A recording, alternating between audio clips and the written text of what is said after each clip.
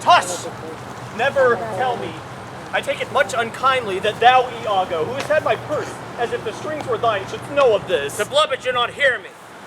If ever I did dream of such a matter, abhor me. Thou toldst me thou didst hold him in thy hate. Despise me if I do not. 3 great ones of this city in personal suit to make me his lieutenant, off cap to him. By the faith of man, I know my price. I am worth no worse a place. But he, sir, is loving his own pride and purposes, none suits my mediators. For certes, says he, I have already chose my officer. And what was he? Great arithmetician. One Michael Cassio, a Florentine, a fellow almost damned in a fair wife, and never set a squadron in the field. Mere prattle without practice is all his soldiership. He, sir, had the election, and I, of whom his eyes had seen the proof at Rhodes, at Cyprus, and other grounds, Christian and heathen must be believed and calmed by this countercaster. He in good time must his lieutenant be, and I, God bless the mark, his moreship's ensign. By heaven, I rather would have been his hangman. Sir, content you. I follow him to serve my turn upon him. We cannot all be masters, nor all masters cannot be truly followed. You shall mark many a duteous and knee-crooking knave who, doting on his own obsequious bondage, wears out his time, much like his master's ass. Not or provender, and when he is old, dismissed! Whip me such honest names! Others there are, who trimmed in forms and visages of duty, yet keeping their hearts, attending on themselves, and throwing but shows of service on their lords, do well thrive by them, and when they have lined their coats, do themselves homage. These fellows have some soul. Such a one do I profess myself. For, sir, it is as certain as you are Roderigo, were I the Moor, I would not be Iago. In following him, I follow but myself. Heaven is my judge, not I for love and duty, but seeming so for my peculiar end. For when my outward actions doth demonstrate the native act and figure of my heart, 'tis not long after that I shall wear my heart upon my sleeve for crows to peck at. I am not what I am. What a full fortune does a thick lips own if he can carry this off? Call up her father, rouse him, make after him, poison his delight, proclaim him in the streets, though he in a peaceful climate dwell, plagued with thighs. Though he be joyful now, yet throw some chances of vexation on it, and it may lose some color. Here's her father's house, I'll call aloud. What ho! Brabantio, Signor Brabantio, ho! What ho, Brabantio, thieves, thieves! Look to your daughter, your house, and your bags, thieves, thieves! What is the reason of this terrible summons? What is the matter there? Signor, is all your family within? I owe your doors locked. Why? Wherefore ask you this? Soon, sir, you are robbed. Even now, very now, an old black ram is tupping your white hue. Arise, arise! Awake the snoring citizens with the bell! What, have you lost your wits? Most Reverend Signor, 'tis Roderigo. All the worse are welcome. I have charged thee not to haunt about my doors. In honest plainness, thou hast heard me say, my daughter is not for thee. Sir, and now sir. in plainness dost thou come to disrupt Sir. me quiet. But thou must needs be sure, my spirit and my place have in their power to make this bitter to thee. Patience! What Good sir. tellest thou me of robbing? This is Venice. My house is not a grange. Soon, sir, you would not serve God as the devil bid you. We come to do you service, and you think we are ruffians. You would have your daughter covered with a Barbary horse. You have your nephews knee to you. You have coursers for cousins, and genets for generations. What profane wretch art thou? I am one, sir, who comes to tell you your daughter and the Moor are now making the beast with 2 backs. Thou art a villain. You are a senator. This thou shalt answer. I know thee, Roderigo. Most Reverend Signor, I will answer anything. But I beseech you, if it be your pleasure and most wise consent, that your fair daughter, at this odd even and dull watch of the night, transported with a common gondolier to the gross class of a lascivious Moor. If this be known to you in your allowance, we then have done you bold and saucy wrongs. But if you know not this, my manners tell me we have your wrong rebukes. Your daughter, if you have not given her leave, I say again, hath made a gross revolt. Straight satisfy yourself, if she be in your chamber or your house, let loose on me the justice of the state for thus deluding you. Get me a taper! Call up all my people! This incident is not unlike my dream. Belief of it oppresses me already. Light! I say light! Farewell, for I must leave you now. It is not meet nor wholesome to my place to be productive. For if I stay, I shall against the Moor, that you shall surely find him. Lead to the Sagittary the raced search, and there will I be with him. Farewell. Oh, it is too true and evil. Gone she is! And what's to come of this despised time is naught but bitterness. Now, Roderigo, where didst thou see her? With the Moor, sayest thou? How didst thou know it was she? Oh, she deceives me past thought. What said she to you? Get more lanterns! Raise up all my people! Are they married, think you? Truly, sir, I think they are. Oh, heavens, how got she out? Oh, treason of the blood! Fathers, from hence trust not your daughters' minds by what you see them act. Call on my brother!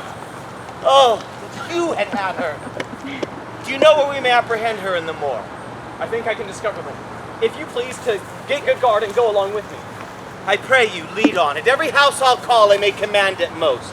Get weapons, ho, and raise some special officers of night. Oh, good Roderigo, I will reward your pains.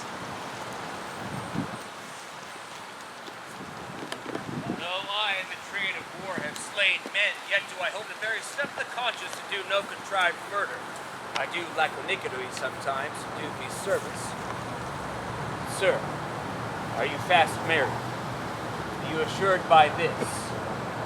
The Nipco is much beloved. Will put upon you what grievance or restraint he has with all his might to enforce it on will give him scope. Well, let him do his spite. My services which I have done, the signor shall out-tongue his complaints. For 'tis yet to know, but when I do know that boasting is an honor, I shall proclaim it aloud. For know, Iago, I but love the gentle Desdemona, and would not my free unhoused condition put into restriction or confinement for the seas were. But look, what lights come young? Is the Raisin's father and her friends. You were best to go in. Not I must be found. My parts, my title, and my perfect soul shall manifest me right. A servant of the Duke and my lieutenant. The goodness of the night be upon you, friends. What is the news? The Duke does greet you, General, and he requires your haste post-haste appearance, even on the instant. What is the matter, think you? Something from Cyprus, as I may divine. It is a business of some heat. The galleys have sent a dozen secret messengers this very night at one another's heels, and many of the consuls, raised and men, are at the Duke's already. You have been hotly called for. When, be not at your lodging to be found, the galleys have sent a dozen secret messengers to search you out. 'Tis well I am found by you. I will but spend a word in the house and go with you. Ensign, what makes he here? Hey, sir, he tonight hath boarded a land carrack, and if it prove lawful prize, he's made forever. I do not understand. He's married. To who? Married to... Come, Captain, will you go? Up with you. Here comes another troop to seek for you. It is for Brantio. Be advised, General. Allah, stand there. Senor, 'tis the Moor. Down with him, thief! Come, Sir Roderigo, I am for you. Keep up your swords, if you will rust them. Good sir, you shall more command with years than with weapons. Oh, thou foul thief! Where hast thou stowed my daughter? Damned as thou art, thou hast enchanted her. For I'll refer me to all things of sense, if she in chains of magic were not bound. Whether a maid so fair, tender, and happy, so opposite to marriage, that she shunned the wealthy curl darlings of our nation, would ever have to incur a general mock, run from her gartage to the sooty bosom of such a thing as thou. I therefore apprehend and do attach thee as a practicer of arts, inhabited and illegal. Lay hold on him. If he resist, subdue him at his peril. Hold your hands. Whither will you that I go to answer your charge? To prison till fit time of law and course of direct session. And what if I do? How may the Duke be therewith satisfied? His messengers are here at my side upon some present business to bring me to it. 'Tis true, most noble seigneur, the Duke's in council, and your noble self, I am sure, is sent for. How, the Duke in council in this time of night? Mine's not an idle cause. The Duke herself cannot but feel this wrong as 'twere her own. For if such actions may have passage free, bondslaves and pagans shall our statement be.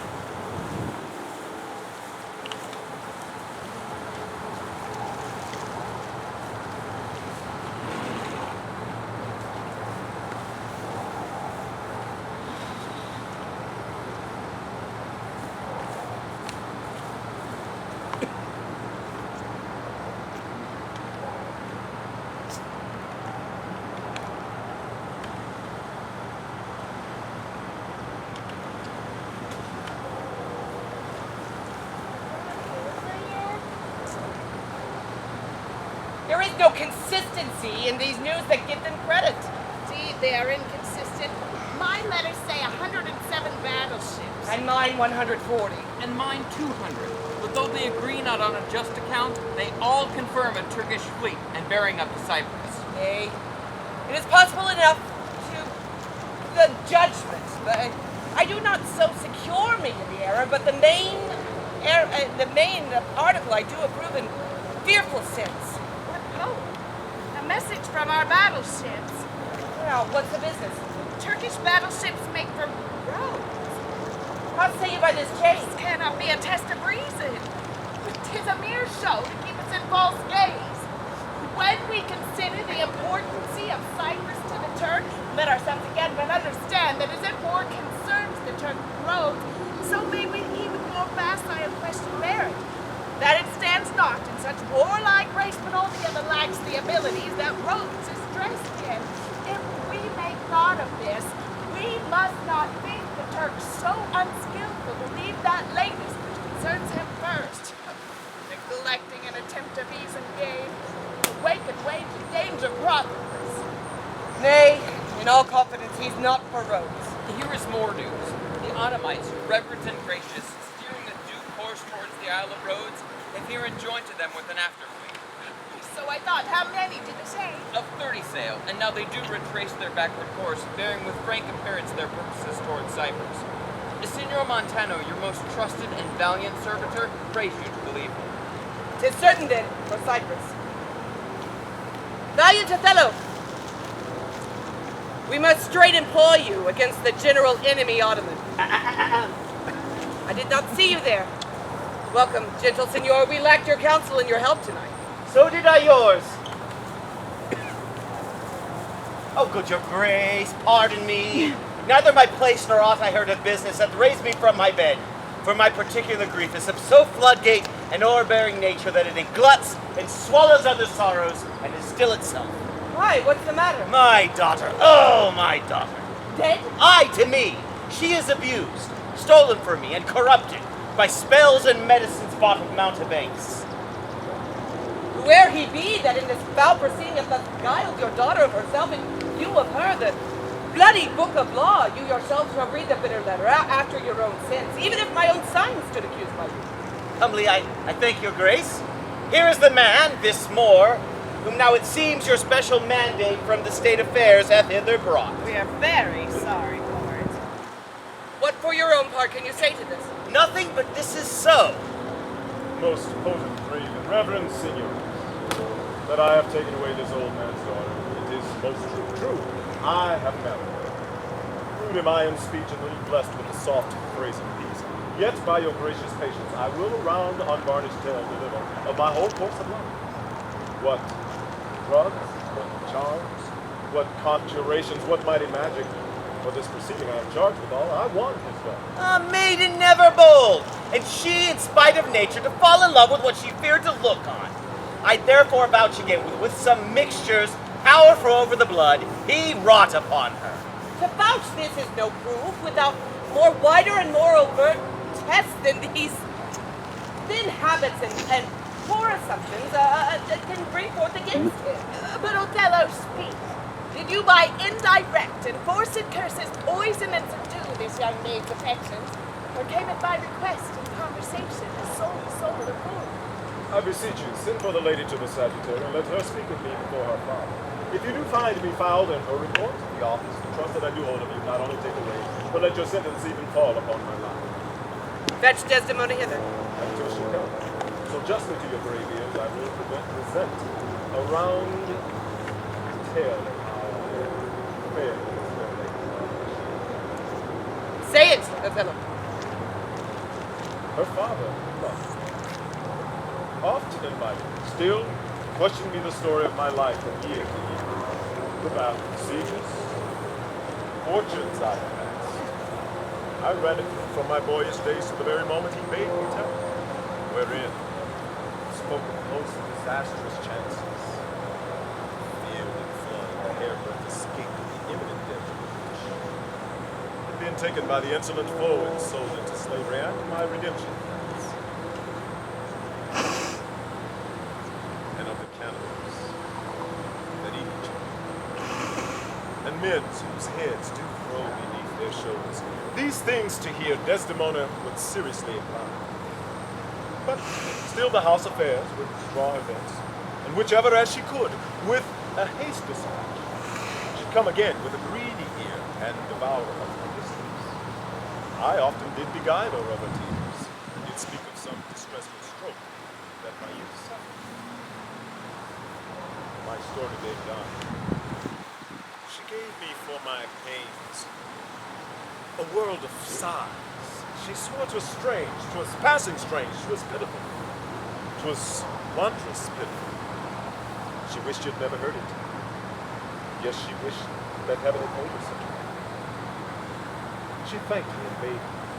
If I had a friend that loved her, I should but teach you to tell my story, and that would rule her. Ah, upon this hint, I spake. She loved me for the dangers I had passed, and I loved her because she did pity them. This only is the witchcraft I have used. Here comes the lady, let her witness. I think this tale would win my daughter, too. Good Brabantio, take up this mingled matter at the best. Men would rather their broken weapons used than their bare hands. I pray you let her speak. If she confessed that she was half the wooer, destruction on my head if my bad blame light on the man. Come hither, gentle mistress. Do you perceive in all this noble company where you most owe obedience? My noble father, I do perceive your inviting. To you I am bound for life and education. My life and education both do learn me how to respect you. You are the lord of duty. I am hitherto your daughter. But here is my husband. And so much duty as my mother showed to you, preferring you before her father. So much I challenge, I may profess due to the more, my lord. God be with you, I have done. Please enter grace onto the state affairs. I'd rather to adopt a child than get it. Come hither more. I here do give thee with all my heart, which, but thou hast already, with all my heart I would keep from thee. I have done, my lord. Senor, let me lay a sentence in your ear which may help these lovers into your favor. To mourn a mischief which is past and gone is the next way to bring new mischief on. That which cannot be preserved when fortune takes nature. Her injury a mockery makes. The robbed that smiles steals something from the thief. He robs himself by indulging in grief. And I humbly beseech you, proceed to the affairs of state. The Turk, with the most mighty preparation, makes for Cyprus. Othello, the fortitude of the place is best known to you. And though we have a deputy there of most acknowledged sufficiency, the opinion throws a safer voice to you. So, you must be content to sully the gloss of this new fortune with a more stubborn and boisterous expedition. Tyrant custom hath made the flint and steel couch of war my thrice-driven bed of down. And I acknowledge some natural and vital vitality that I find in hardship, and do undertake these present wars against them. Therefore, bending to your state, I crave suitable provision for my life, with such accommodations as levels with her breeding. With her father. I will not have it so. Nor I. Nor I. I would not there reside to put my father in impatient thoughts by being in his eye. Most gracious Duke, to my unfolding lend your prosperous ear, and let me find a charter in your voice to assist my sympathies. What will you, Desdemona? That I did love the more to live with him. My downright violence and storm of fortunes may trumpet to the world. If I be left behind, a moth of peace, and he go to the wars, the rights for why I love him are bereft me, and I a heavy interim shall support by his dear absence. Let me go with him. Let her have your voice. I therefore beg it not to please the palate of my appetite, but to be free and bounteous to her mind. And God, defend you, good souls, that you think I would your serious and great business scant when she is with you. Be it as ye shall privately determine, either for her stay or going. The affair cries haste, and speed must answer it. You must wait tonight. Tonight, my lord. This night. With all my heart. At 9 in the morning shall we meet again. Othello, leave some officer here, and he shall our commission bring to you. So please your grace, my ensign will attend. So be it. Good night to everyone.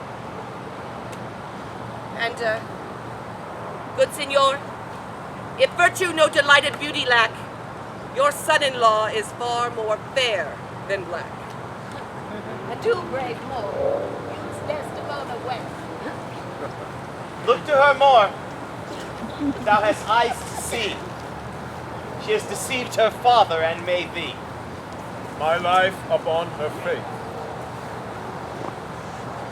My honest Iago, my Desdemona, must I lead to thee. I pray thee, let thy wife remain and attend and bring them after in the best advantage.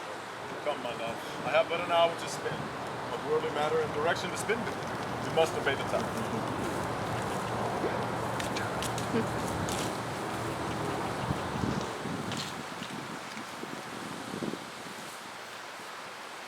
Iago, What sayest thou, noble heart? what will I do, thinkest thou? Why go to bed and sleep? I will immediately drown myself. If thou dost, I shall never love thee after. Why, thou silly gentleman? It is silliness to live when to live is torment, and then we have a prescription to die when death is our position. Oh, villainous! I have looked upon this world for 4 times 7 years. Since I could distinguish between a benefit and an injury, I never knew man who knew how to love himself. What should I do? I confess it is my shame to be so fond, but it is not my virtue to amend it. Virtue? A fig! 'Tis in ourselves that we are thus or thus. This lies in our wills, but we have reason to cool our raging thoughts, our carnal stings, our unbidden lusts. For of this I take this you call love to be a sector It science. cannot be! It is merely a lust of the blood and a pleasure of the will. Come on, be a man. Drown thyself? I profess me thy friend. I can never better stead thee than now. Put money in thy purse. Cannot be that Desdemona should long continue her love to the Moor, nor he his to her. These Moors are changeable in their wills. Fill thy purse with money. She must change for you. When she is sated with his body, she will find the error of her choice. Therefore, put money in thy purse. If thou wilt needs damn thyself, do it a more delicate way than drowning. A pox at drowning thyself. Seek thou rather to be hanged, encompassing thy joy, than to be drowned and go without her. Will thou be fast in my hopes if I depend on the issue? Thou art sure of me. I have told thee often, and I shall retell thee again and again. I hate the Moor. Let us be conjunctive in our revenge against him. If you canst cuckold him, thou dost thyself a pleasure, me a sport. There are many events in the womb of time which will be delivered. Traverse, go, provide thy money. We will have more of this tomorrow. Adieu. Where shall we meet in the morning? At my lodging. I'll be with thee betimes. Go to, farewell. Do you hear, Roderigo? What say you? No more of drowning. Do you hear? I'm changed. Go to, farewell. Put money and enough in your purse. I'll sell all my land. Thus will I ever make my fool my purse. For I in mine own day knowledge should profane if I would time expend with such a snipe. Not when my sport is properly. I hate. And it's thought abroad that twixt my sheets he has done my office. I know not if it be true, but I, for mere suspicion of that kind, will do so as if for sure. He holds me well. The better shall my purpose work on him. Cassio is a proper man. Let me see. To get his place, and implement my will in double knavery. How? How? Let me see. After some time, to abuse Othello's ear that he is too familiar with his wife. The more thinks that men be honest, if they seem to be so, and will as tenderly be led by the nose as asses are. I have it! It is engendered. Hell and night must bring this monstrous birth to the world's light.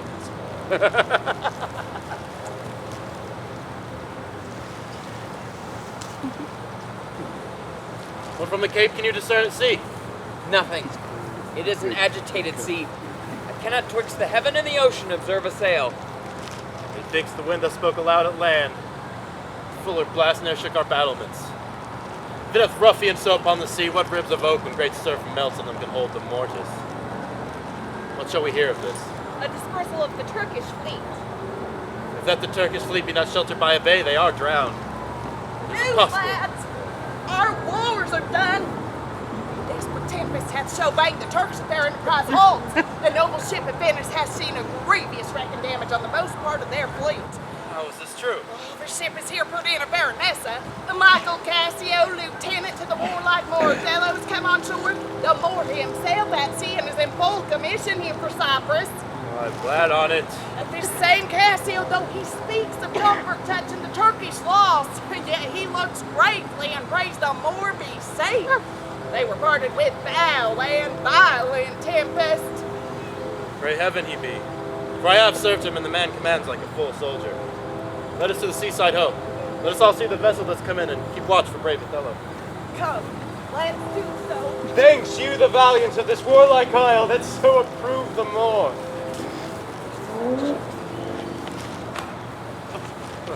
Oh, let the heavens give him defense against the elements, for I have lost him on a dangerous sea. Is he well shipped? His bark is stoutly timbered, and his pilot a very expert and approved allowance.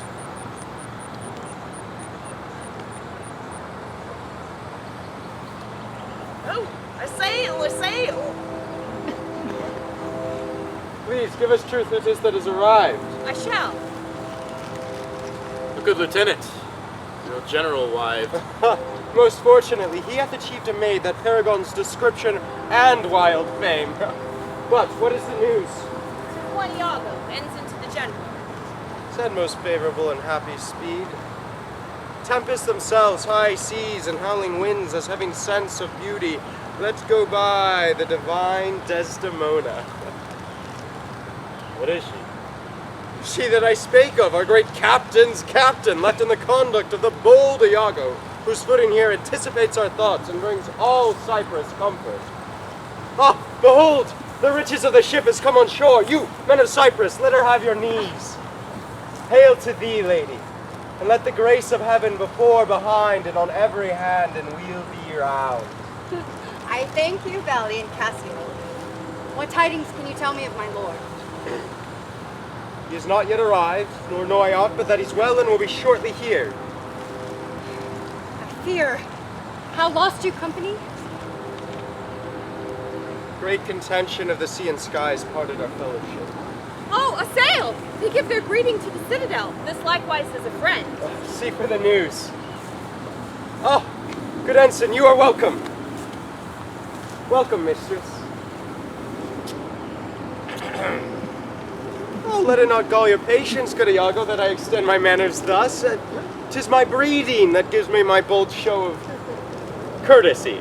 Sir, if she would give you so much of her lips as of her tongue she oft bestows on me, you would have enough. Oh. Alas, she has no speech. In faith, a little too much. I find it still when I have list to sleep. Mary, before your ladyship, I grant she puts her tongue a little in her heart and chides with thinking. You have little cause to say so. Come on, come on. You are pictures out of doors, bells in your parlors, wildcats in your kitchens, saints in your injuries, devils being offended, players in your huswifery, and huswives in your beds. Fie upon thee, slanderer. Nay, it is true. Or else I am a Turk. You rise to play, and you go to bed to work. You shall not write my praise. No, let me not. What wouldst write of me if thou shouldst praise me? Oh, do not put it to me, my fair lady. I am nothing if not critical. I am not merry, but I do beguile the thing I am by seeming otherwise. Come, how wouldst thou praise me? I will go to it, but my muse labors. And thus she is delivered. If she be fair and wise, fairness and wit, once for use, the other useth it. Well praised. What praise couldst thou bestow upon a deserving woman indeed, one that, in the authority of her merit, did justly put on the vouch of very malice itself? She being fair, and yet was never loud, had tongue at will, and yet was never proud.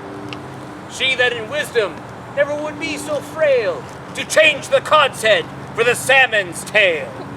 She that could think, never disclose her mind. See suitors following, and not look behind. She were a wight, if ever such wight were. To do what? To suckle fools, and chronicle small beer. Most lame and impotent conclusion. Do not learn of him, Amelia, though he be thy husband. How do you say, Cassio? Is he not a most profane and liberal counselor? He speaks home, madam. You may relish him more in the soldier than in the scholar. Aye, he takes her by the palm. Well said, whisper. With a little web as this will I ensnare a greater fly as Cassio. Aye, smile upon her do. If these little tricks should take you from your lieutenantry, do but kiss her hand, Cassio. Oh, well, kiss. The more! Oh, my fair warrior! Dear Othello! It gives me wonder great as my content to see you here before me. Oh, my soul joy. Oh, you are well tuned now. I will set down the pegs to make this music as honest as I am. News, friends, our wars are done, the Turks are drowned! How does my old acquaintance of the Isle? Honey, you shall be well desired here in Cyprus. I found great love amongst them. Good Iago, I pray thee, go to the bay and disembark my coffers and bring thou the master to the city. Come, Desdemona. Once again, well met at Cyprus. Meet me presently at the harbor. Come hither. If thou beest valiant, list me. Lieutenant tonight watches on the court of guard. But first I must tell thee this. Desdemona is directly in love with him. With him? Why, 'tis not possible. Lay thy finger thus, let thy soul be instructed. Her eye must be fed. And what delight shall she have to look upon the devil? The blood is made dull by the act of sport. There should be again to inflame it and give satiety a fresh appetite. Loveliness and favor, sympathy in years, manners and beauty. All of which the Lord is defective in. Now, for want of these required conveniences, her delicate tenderness shall find itself abused and abhor the more. Very nature will instruct her in it, and compel her to some second choice. Now, sir, this granted, who stands so eminent in the degree of fortune as Cassio does?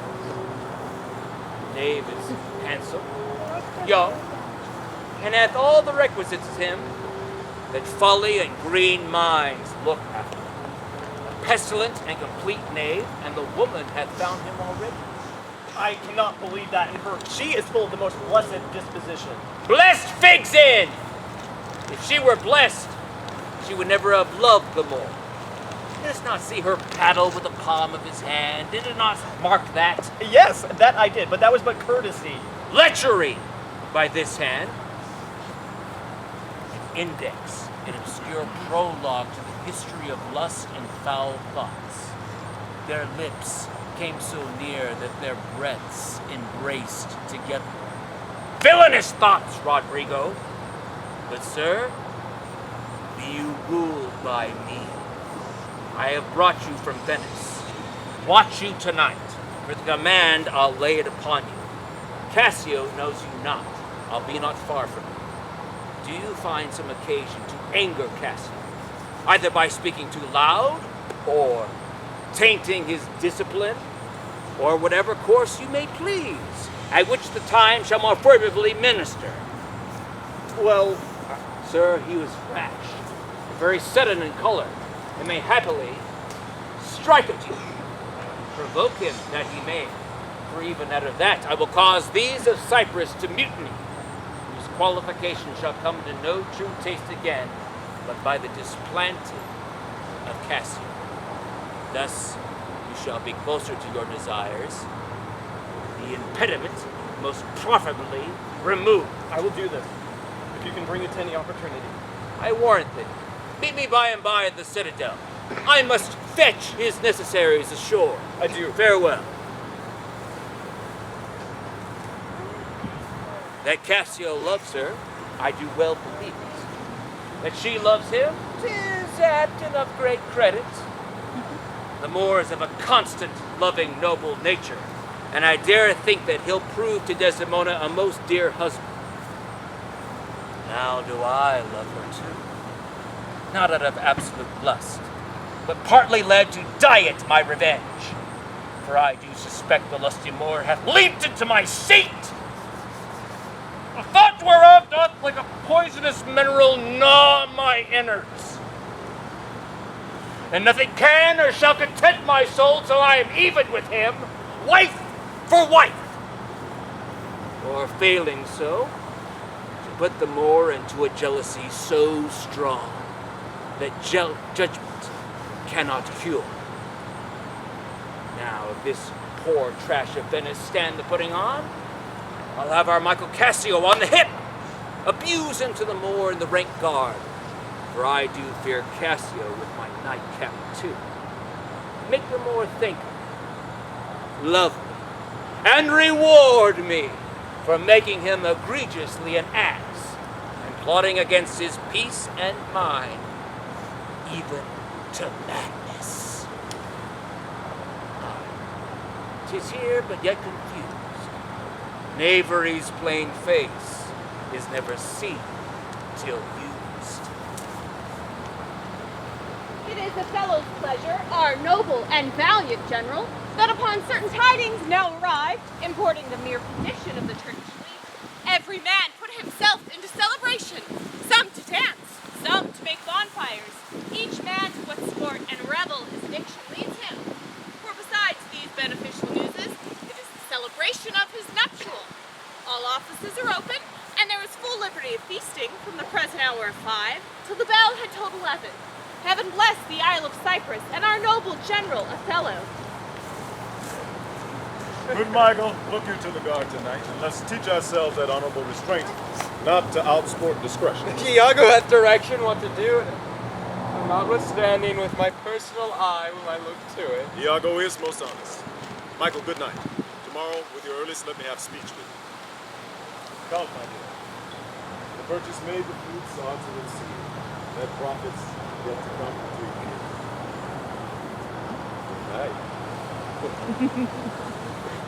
Oh, welcome, Iago. We must to the watch. Not yet, Lieutenant. 'Tis not yet 10 o'clock. The General casts us thus early for the love of his Desdemona. He had not made yet once in the night with her, and she is sport for Joe. She's a most exquisite lady. I warrant her.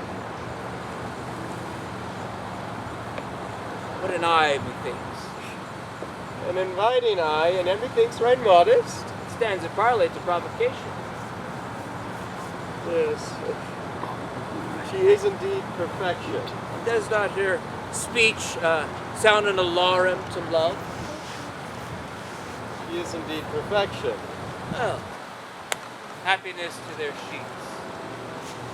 Come, Lieutenant, I have a stoup of ale and a brace of Cyprus gallants, which feign a measure to the health of Black Othello. Not tonight, good Iago. I have very poor and unhappy brains for drinking. I could well wish courtesy would invent some other custom of entertainment. But they are our friends. But 1 cup, I'll drink for you. I have had but 1 cup tonight, and that was craftily diluted, and behold what insurrection it makes here. No, I am unfortunate in the infirmity, and dare not task my weakness with any more. But sir, it is a night of revels. The gallants desire it. Where are they? At the door, I pray you, call them in. I'll do it. But I am reluctant. If I can fasten but 1 cup from him, which that he had drunk tonight already, he'll be as full of quarrel and offense as my young mistress' dog. Now this poor, sick Roderigo, whom love hath turned almost the wrong side out, he tonight to Desdemona carouse potations puddle deep. And he's to watch. 3 else of Cyprus, noble swelling spirits, who I tonight have flustered with flowing cups, they are to watch too. Now I shall put amongst this flock of drunkards our Cassio into some action that may offend the eye. But here they come. Oh, they have given me a rouse already. Oh, good faith, a little one. Not past a pint, as I have assumed. Some drink, boys! And let me the canakin clink, clink, and let me the canakin clink. A soldier's a man's life but a span. Why then let a soldier drink, drink. Why then let a soldier drink, drink, everybody. And let me the canakin clink, clink, and let me the canakin clink. A soldier's a man's life but a span. Why then let a soldier drink, drink. Why then let a soldier drink, Drink! Drink, boys! Forgot an excellent song. I learned it in England, where they are indeed most potent in potting. Your Dane, your German, and your swag-bellied Hollander are nothing to your English. Is your Englishman so exquisite in his drinking? Why, he would drink you to facility. Your Dane dead drunk, and your Hollander should vomit, and the next puddle can be filled. Aye, to the health of our general. I am for it, Lieutenant. Don't do you justice. Ah.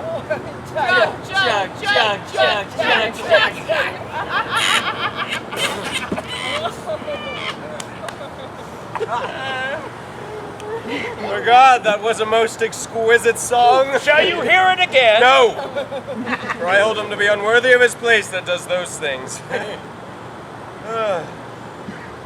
Well, gods above all, there be souls must be saved, and there be souls must not be saved. 'Tis true, good Lieutenant. For mine own part, I hope to be saved. And so do I too, Lieutenant. Aye, but by your leave, not before me. The lieutenant is to be saved before the general, for the ensign. Let's not remember this. Let's do our affairs. God forgive us our sins. Let's do our business. Do not think, gentlemen, I am drunk. This is my ensign. This is my right hand, and this is my left. Very well, then. Do not think I am drunk. I can speak well enough and stand well enough. Oh, excellent well. Why, very well, then. Do not think I am drunk. To the platform masters. Come, let's set the watch.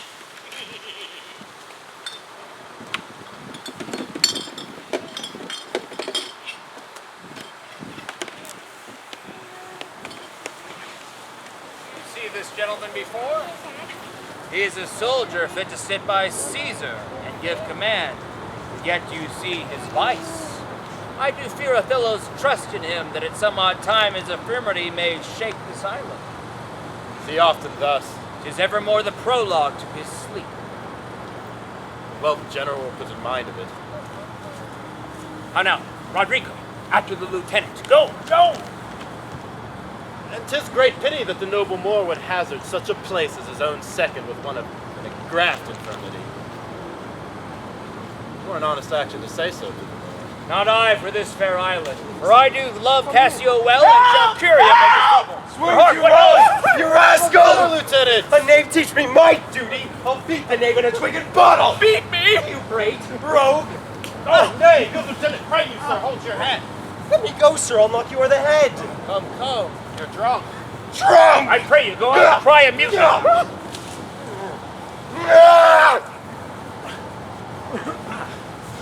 Hold, Lieutenant! God's will, gentlemen! Montano, sir! Lieutenant, sir! Help! Hold! Hold, Lieutenant! Help! Here's the Gurley watching me! Lieutenant, you will be shamed forever! What is the matter here? I bleed still. He dies! Before your eyes. Stand! Your general speaks to you. What, how now? Ho! From whence ariseth this?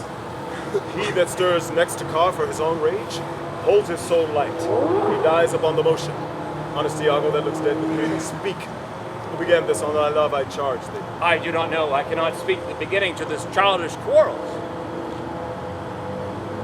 How comes it, Michael, thou art thus forgot? I pray you pardon me. I cannot speak. Worthy Montano, you were always civil. The stillness and gravity of your youth the world hath noted, and your name is rich in the mouths of wisest censure. What is the matter that you unlace your reputation thus, and spin your rich opinion for the name of a night brawler? Give me answer to it. Worthy Othello, I am hurt to danger. Your officer Iago can inform you of all that I do know, nor know I ought. Was said or done amiss by me this night.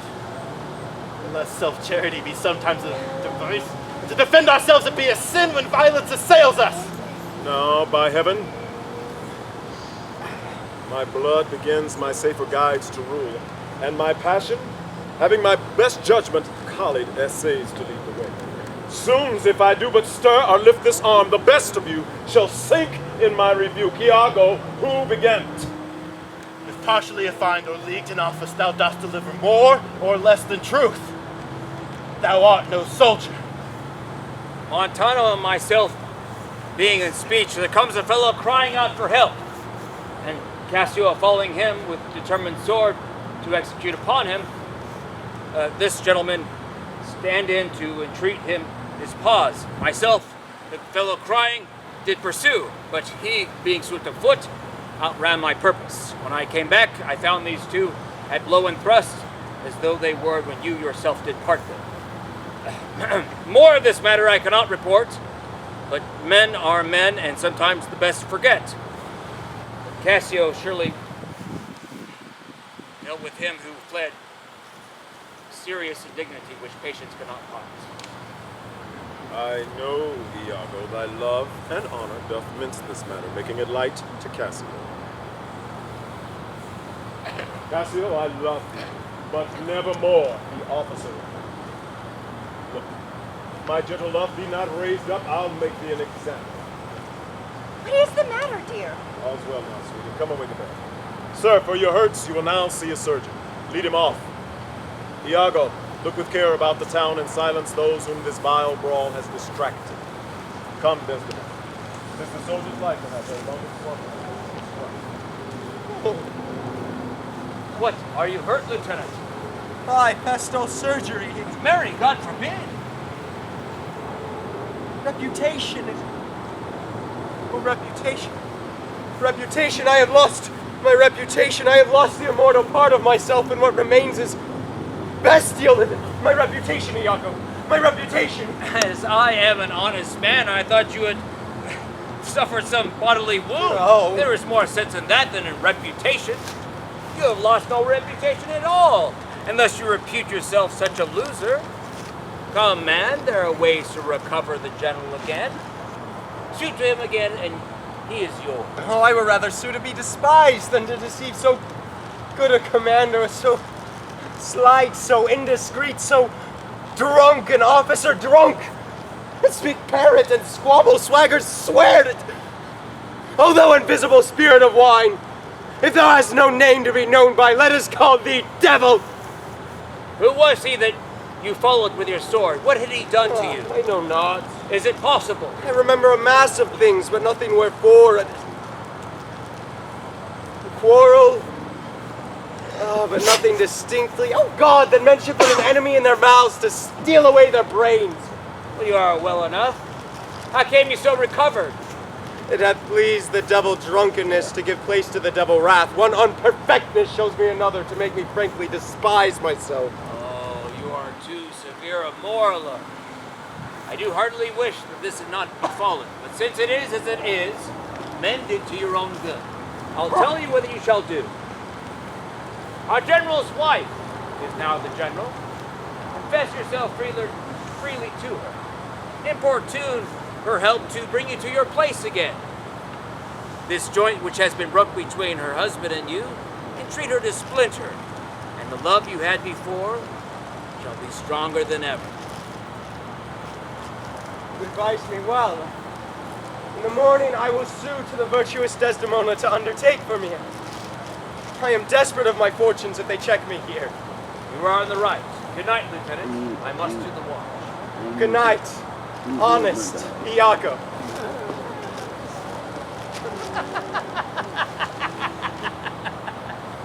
And what's he then that says I play the villain? When this advice I give is free, honest, reasonable, and indeed the course to win the Moor again. Why, 'tis easy the inclining Desdemona to be persuading with any honest suit and win the Moor. And what's he then that says I play the villain to Cassio? When in this parallel course I direct him to his good. Divinity of hell!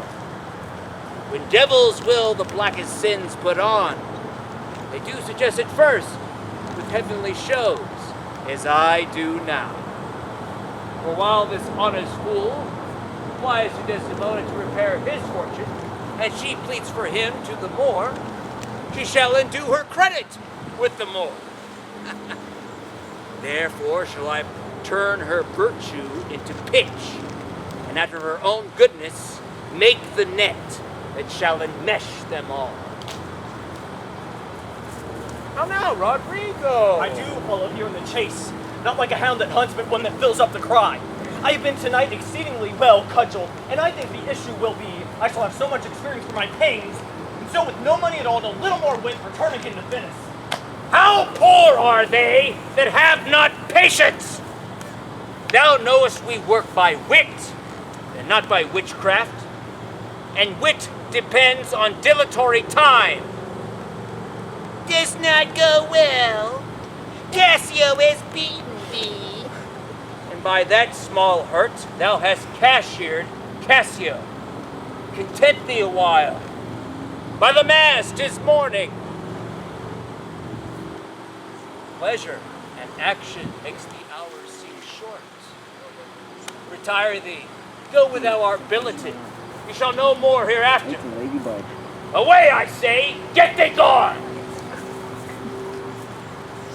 Two things are to be done. Myself to entreat my wife to plead for Cassio to her mistress. I'll set her on. Myself the while to draw the Moor apart, and then bring him precisely when he shall find Cassio soliciting his wife. Aye, that's the way. Dull not device by coldness and delay. Master, play. Here, I will content your pains as something that's brief and bid good morrow, General.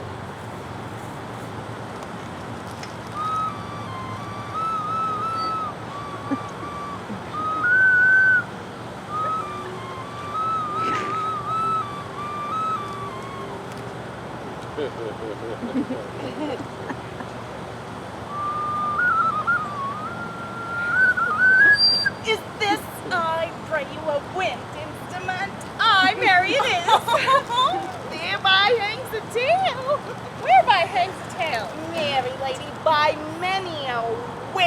Testament that I know. Oh, but here's money for you. And the general so likes your music that he desires you for love's sake to make no more noise with it. Aye, marry I will not. Oh, if you have any music that may not be heard, do it again. But as they say, to your music, the general does not break gear. I have none such. Put up your pipe in your bag, crawl away. Go, vanish in the air, away. Do you hear, honest friend? No, I hear not your honest friend. I hear you. Prithee, keep up thy puns. Here's a poor piece of gold for thee. If the gentlewoman that does attend on the general's wife be stirring, tell her there's one Cassio entreats a little favor of speech. Wilt thou do this? She is stirring, sir. If she will stir hither, then I shall seem to notify unto her. Prithee, do so.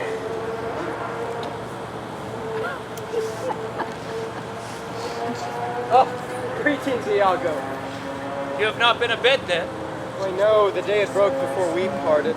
I have made bold, Iago, to send in to your wife. My suit to her is that she will to the virtuous Desdemona procure me some access. I will bring her to you presently, and I will devise a mean to draw the Moor away so that your conversation and business may be more free. Oh, I humbly thank you for it. I never knew a Florentine more kind and honest. Good morrow, good lieutenant. I am sorry for your displeasure, but all will sure be well. The general and his wife are talking of it, and she speaks for you stoutly. The Moor replies that he you hurt is of great fame in Cyprus, but he insists he loves you and needs no other suitor but his likings to take the safest of opportunities to bring you in again. Yet I beseech you, if you think it fit, or that it may be done, give me some little access of speech with Desdemona alone. Pray you come in. I will bestow you where you shall have time to speak your innermost thoughts freely. I am much bound to you. These letters give, Iago, to the pilot, and by him pay my respect to the Senate. That done, I'll be walking into work. Return to me then. I will do it, my lord. This fortification, gentlemen, shall be seated. We'll attend upon your lordship. Be thou assured, good Cassio, I will do all my abilities in thy behalf. Good madam, do I warrant he grieves my husband as if the cause were his. Oh, that's an honest fellow. Do not doubt, Cassio, but I will have my lord and you again, as friendly as you were. Oh, good madam, whatever shall become of Michael Cassio, he's never anything but your true servant. I know it, I thank you. You do love my lord. You have known him long. Be you well assured he shall in strangeness stand no farther off than in a politic distance. Aye, lady, that policy may last so long that I being absent and my place outsourced, and my general forget my love and service. Do not fear that. Before Amelia here, I'll give thee guarantee of thy place. When I do vow of friendship, assure thee I'll perform it to the last article. I'll intermingle everything he does with Cassio's suit. Therefore be merry, Cassio, for thy advocate would rather die than give thy cause away. Madam, here comes my lord. Oh, madam, I'll take my leave. Why? Stay and hear me speak. Madam, not now. I'm very ill at ease, unfit for mine own purposes. Well, to your discretion. Ha! I like not that. What dost thou say? Nothing, my lord. Or if I do not know. It's not that Cassio parted from my wife. Cassio, my lord. No, I would not think that he would steal away so guilty like seeing you coming. I do believe it. How now, my lord? I've been talking with the suitor here, a man who languishes in your displeasure. Who is to me? Why, your Lieutenant Cassio. Good, my lord, if I have any grace or power to move you, his present reconciliation to you, I prithee take him back. 20 pence just now. Yes, fate so humble that he hath left a part of his grief with me to suffer with him. Good, my love, call him back. Some other time, not now. Shall it be shortly? The sooner, sweet, for you. Tonight at supper, then? No, not tonight. Tomorrow dinner. I'll not dine at home. I meet the captains at the Citadel. Why then tomorrow night, on Tuesday morn, on Tuesday noon or night, on Wednesday morn, I prithee name the time, but let it not exceed 3 days. In faith he is penitent. When shall he come? Tell me, Othello, what, Michael Cassio, that came a-wooing with you, and so many a time when I have spoken of you dispraisingly, hath taken your heart, to have so much to do to bring him in. By your lady, I could do much. Oh, pray, no more. Let him come when he will. I will deny thee nothing. Why, this is not a boon. 'Tis as I should entreat you. Wear your gloves, or feed on nourishing dishes, or keep you warm. Nay, when I have a suit wherein I mean to move your love indeed, I shall be full of poise and difficult weight, and fearful to be granted. I will deny thee nothing.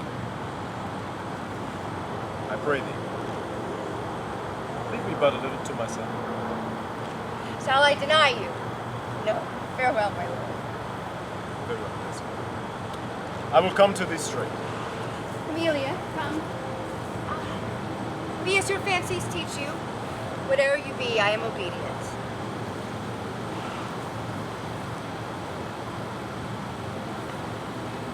Excellent wretch, I do love thee. And when I love thee not, chaos is come again. Noble lord, What dost thou say, Iago? did Michael Cassio, when you wooed your lady, know of thy love? He did from first to last. What dost thou ask? Nothing but satisfaction of my thought, no further harm. What of thy thought, Iago? I did not think that Cassio had been acquainted with her. Oh, yes, and went between us very oft. Indeed. Indeed. Discernest thou aught in that? Is he not honest? Honest, my lord? Honest, aye, honest.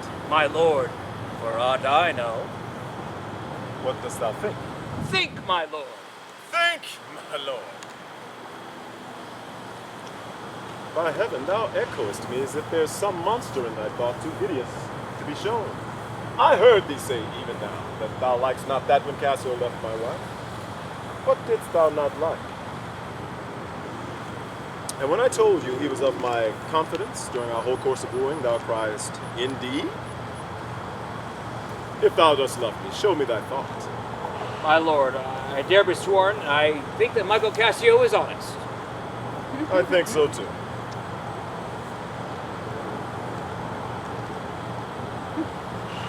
Nay.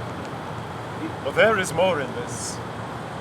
I pray thee, speak to me as to thy thinking, as thou dost ruminate and give thou worst of thoughts the worst of words.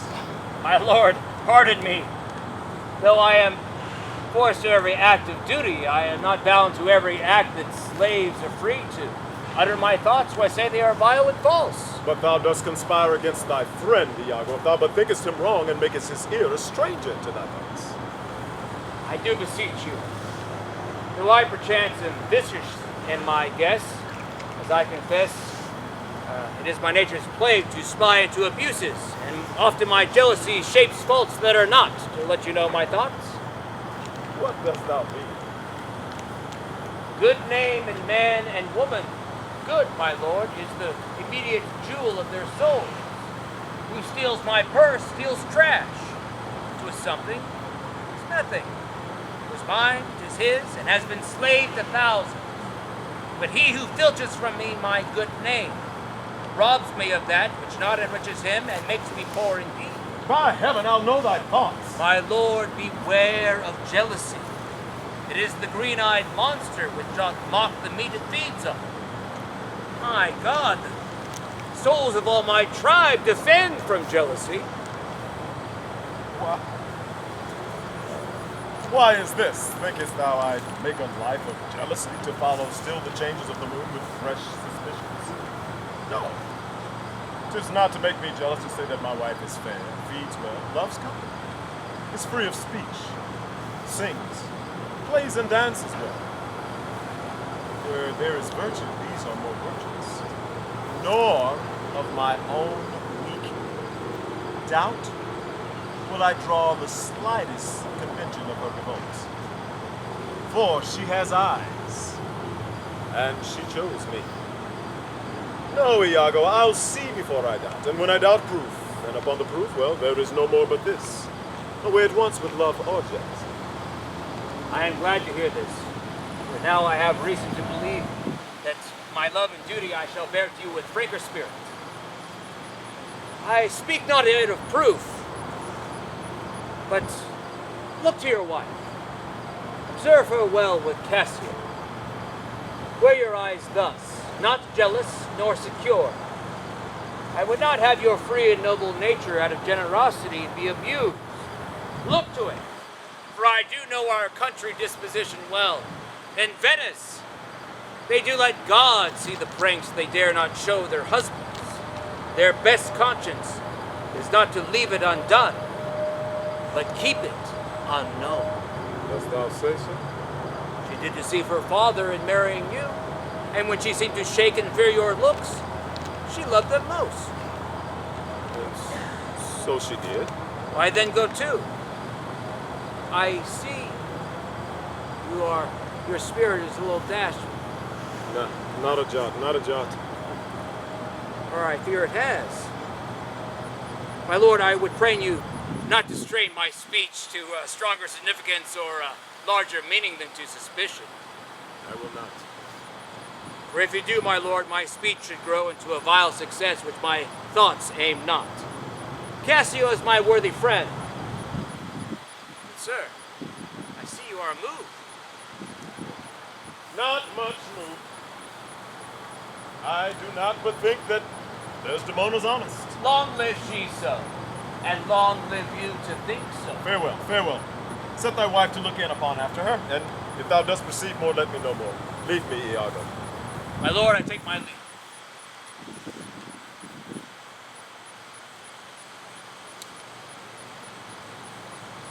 This creature doubtless sees much more than he unfolds.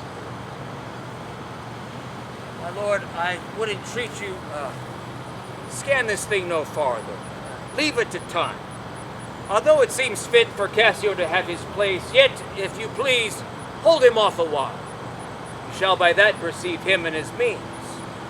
Look to see if your wife strain his entertainment, or with strong vehement or importunity. Much will be seen in that. In the meantime, let me be thought too busy with my fears, for I have worthy cause to fear that I am.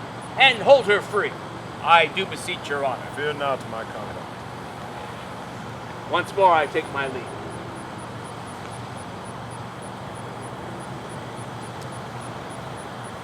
This fellow's of exceeding honesty, and knows all measures of human dealings with a learned spirit. If I do prove her wild, I'd whistle her off down the wind, and let her pray at fortune. She's gone, and I am abused. And my relief must be to loathe her. I'm tired. Oh, curse of marriage that we can call these delicate creatures ours, and not their appetites. If she be false, oh, then heaven mocks itself. I'll not believe it. Oh, now, my dear Othello, your dinner and the generous islanders by you invited do await your presence. I am much to blame. Why do you speak so faintly? Are you not well? I have a pain upon my forehead here. Faith, 'tis from too little sleep. 'Twill go away. Let me but bind it hard, and within this hour it will be well.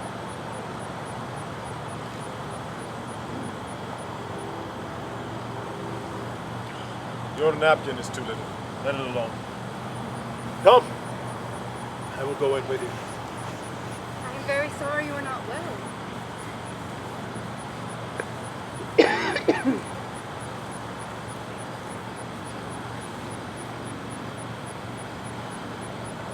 I am glad I have found this napkin. This was her first remembrance from the moor.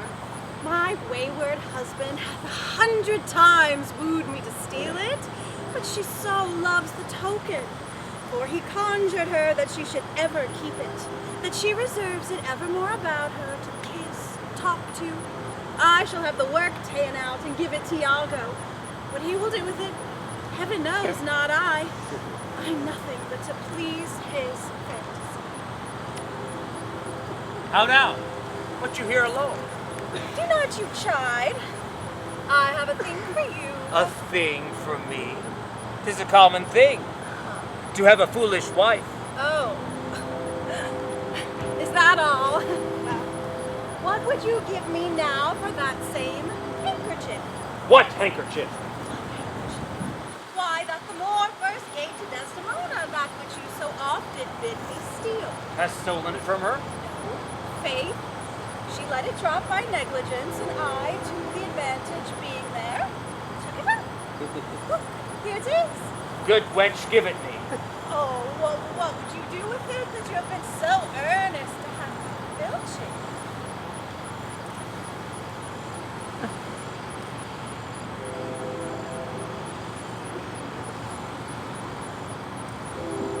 Why, what is that to you?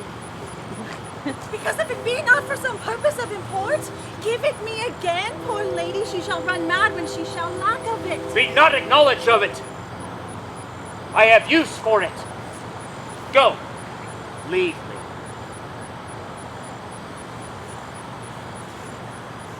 I shall lose this in Cassio's lodging and let him find it. Trifles as light as air are those to the jealous confirmations, as strong as proofs of holy writ. This may do something. For even now the Moor changes with my poison. Ah, and here he comes. Ha! False to me! My noble lord! Avaunt, be gone, I swear. It is, you have set me on a rack. It is better to be much abused than to know what to do. Is it so, my lord?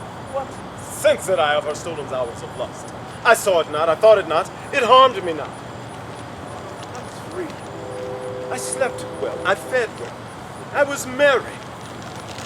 I found not Cassio's kisses on her lips. I am sorry to hear this. Villain, be sure thou prove my love abhor, be sure of it. Give me the ocular proof, or this so may deceit, or woe upon thy life. My noble lord! If thou dost torture her and slander me, never play more. But nothing canst thou to damnation add greater than that. Oh, grace, oh heaven, forgive me! To make thine honesty a vice? Oh, wretched world! Take note! Take note, O world!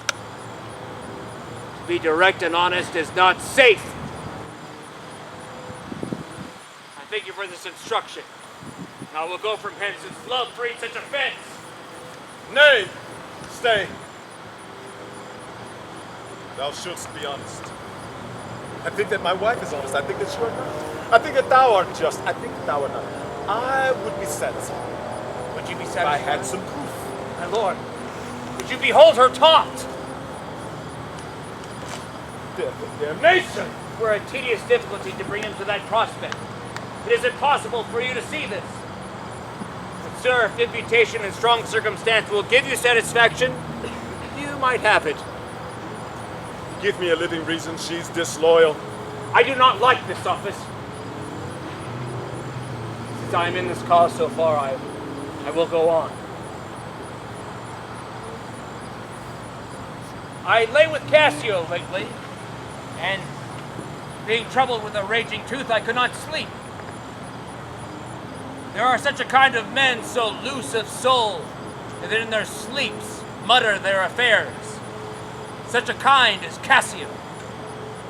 In his sleep, I heard him say, "Oh, sweet Desdemona, let us be wary, let us hide our love." And they would grip and kiss my hand and cry, "Sweet Desdemona, sweet creature." And they would put it upon his leg upon my thigh and sighed and cried and kissed and said, "Cursed fate gave it thee to the Moor." Monstrous, monstrous! Nay, but this was his dream. I'll tear her to pieces. Nay, but be wise. We have not seen anything done. She may yet be honest. But tell me but this. Have you not sometimes seen a handkerchief spotted with strawberries in your wife's hand? I gave her such a one, 'twas my first gift. Oh, I know not that.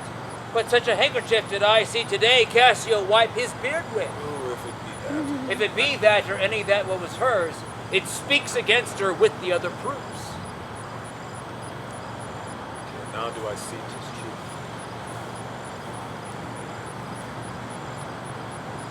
Look here, Iago. All my fond love, thus do I blow to her. But be calm. Oh, blood, blood, blood! Patience, I say, your mind may change. Never, Iago. My mind shall never look back, ne'er ebb to humble love until an ample and wide revenge swallow them up. Now, by round marble heaven, in the due reverence of a sacred vow, I hereby engage my words.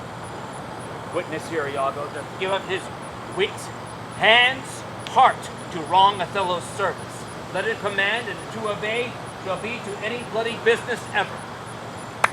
I greet thy love, not with vain thanks, but with acceptance bonds, and will put thee to quickly produce proof within 3 days. Let me hear thee say that Cassio is not alive. My friend is dead. 'Tis done at your request. But let her live. Oh, damn her, you minx. Damn her, damn her! Come, draw away with me. I will go apart to furnish me with some swift means of death for that fair devil. Now art thou my lieutenant? I am your own, forever.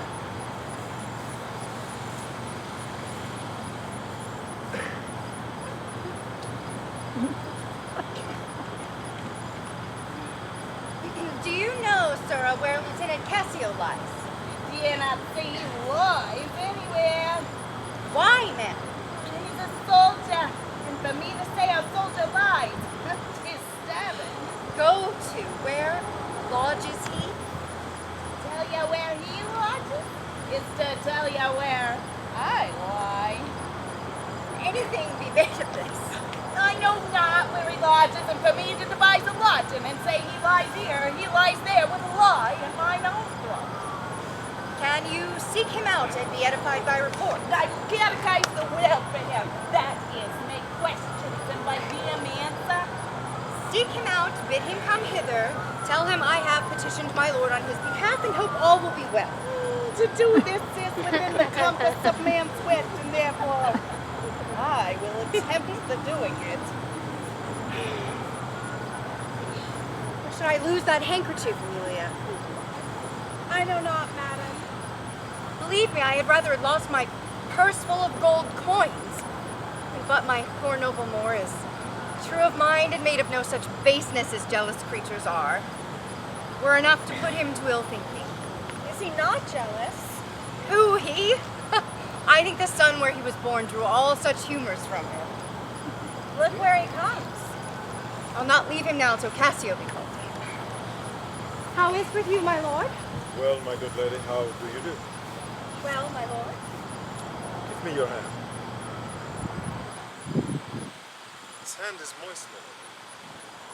Yet have felt no age nor known no sorrow. Hot. Hot and moist. Cries sexual living.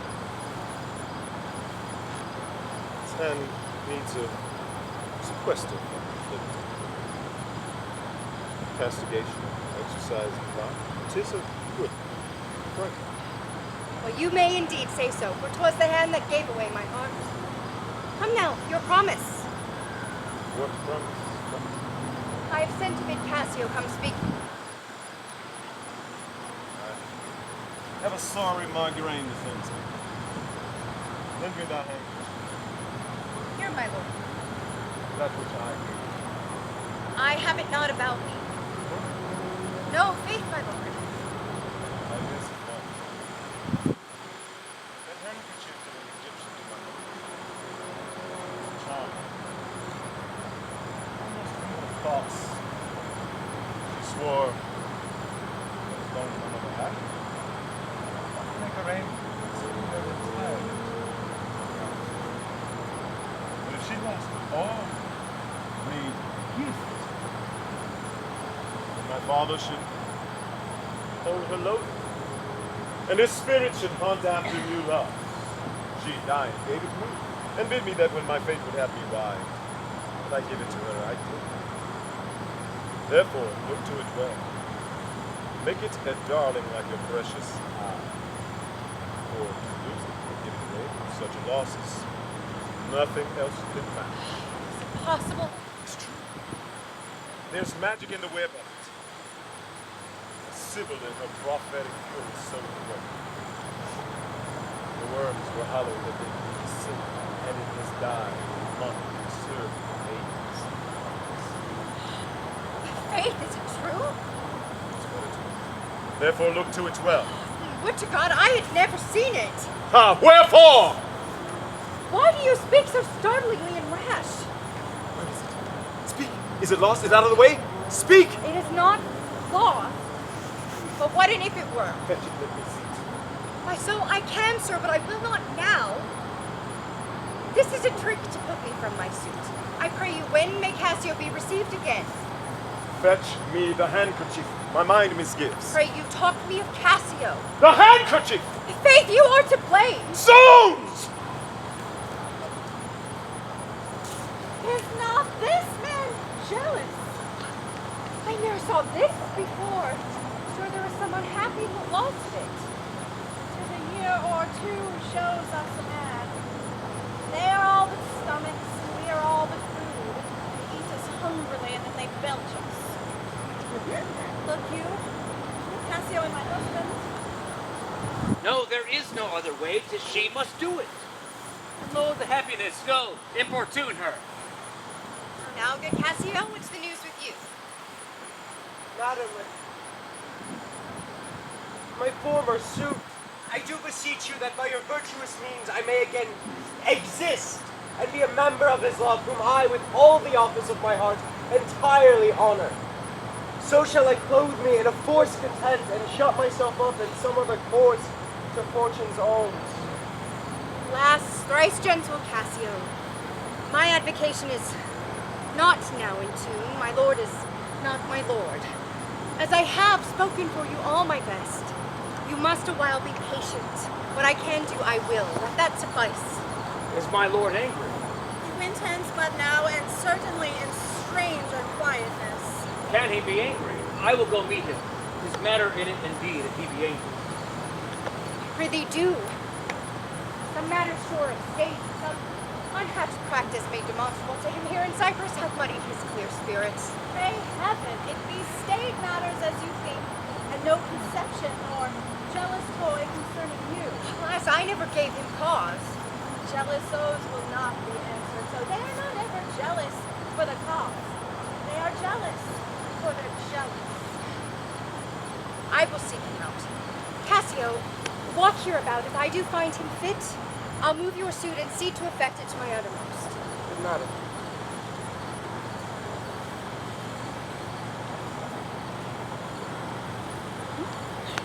Save you from Cassio. Oh, what make you from home? Oh, how is it with you, my most fair Bianca?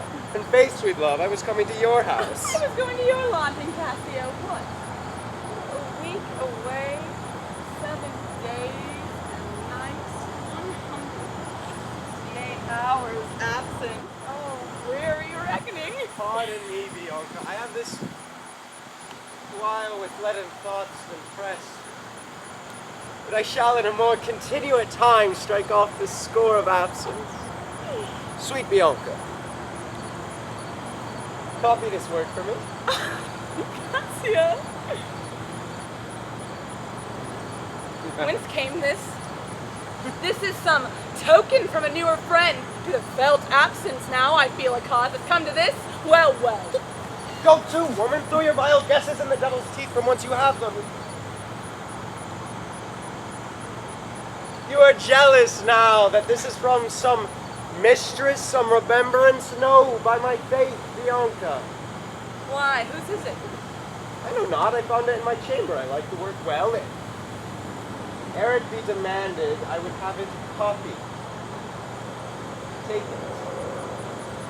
Do it. And leave me for this time. Leave you? Wherefore?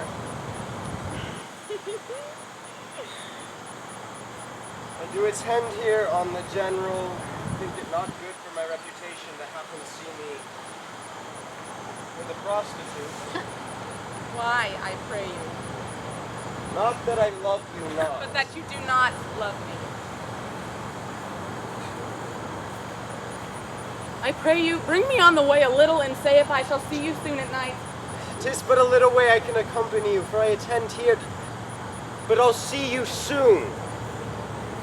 Very good, I must be circumstanced. Will you think so? Think so, Iago. What, to kiss in private? An unauthorized kiss. Or for her to lay in bed naked an hour or more with a friend and not mean any harm? Naked in bed, Iago, and not mean harm. It's hypocrisy against the devil. If they do nothing, 'tis a venial slip. But if I give my wife a handkerchief, What then? why then 'tis hers, my lord, and being hers, she may, I think, bestow it on any man. She's protectress of her honor, too. May she just give that? Her honor is an essence that's not seen. But for the handkerchief, What of that? what of that? He had my handkerchief. What if I had said that I had seen him do you wrong, or heard him say? What hath he said? That he hath, my lord, I know not what he did. What? Lie. Not with her? With her, on her, what you will. Lie with her? Lie on her? That's foul!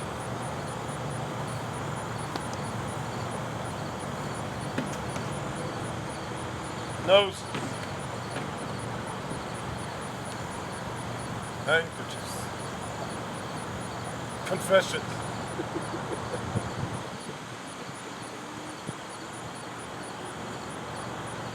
First have him confess and then hang for his labor. No. Have him hanged and then confessed. I tremble at it. Noses. Ears. Lips. Is it possible?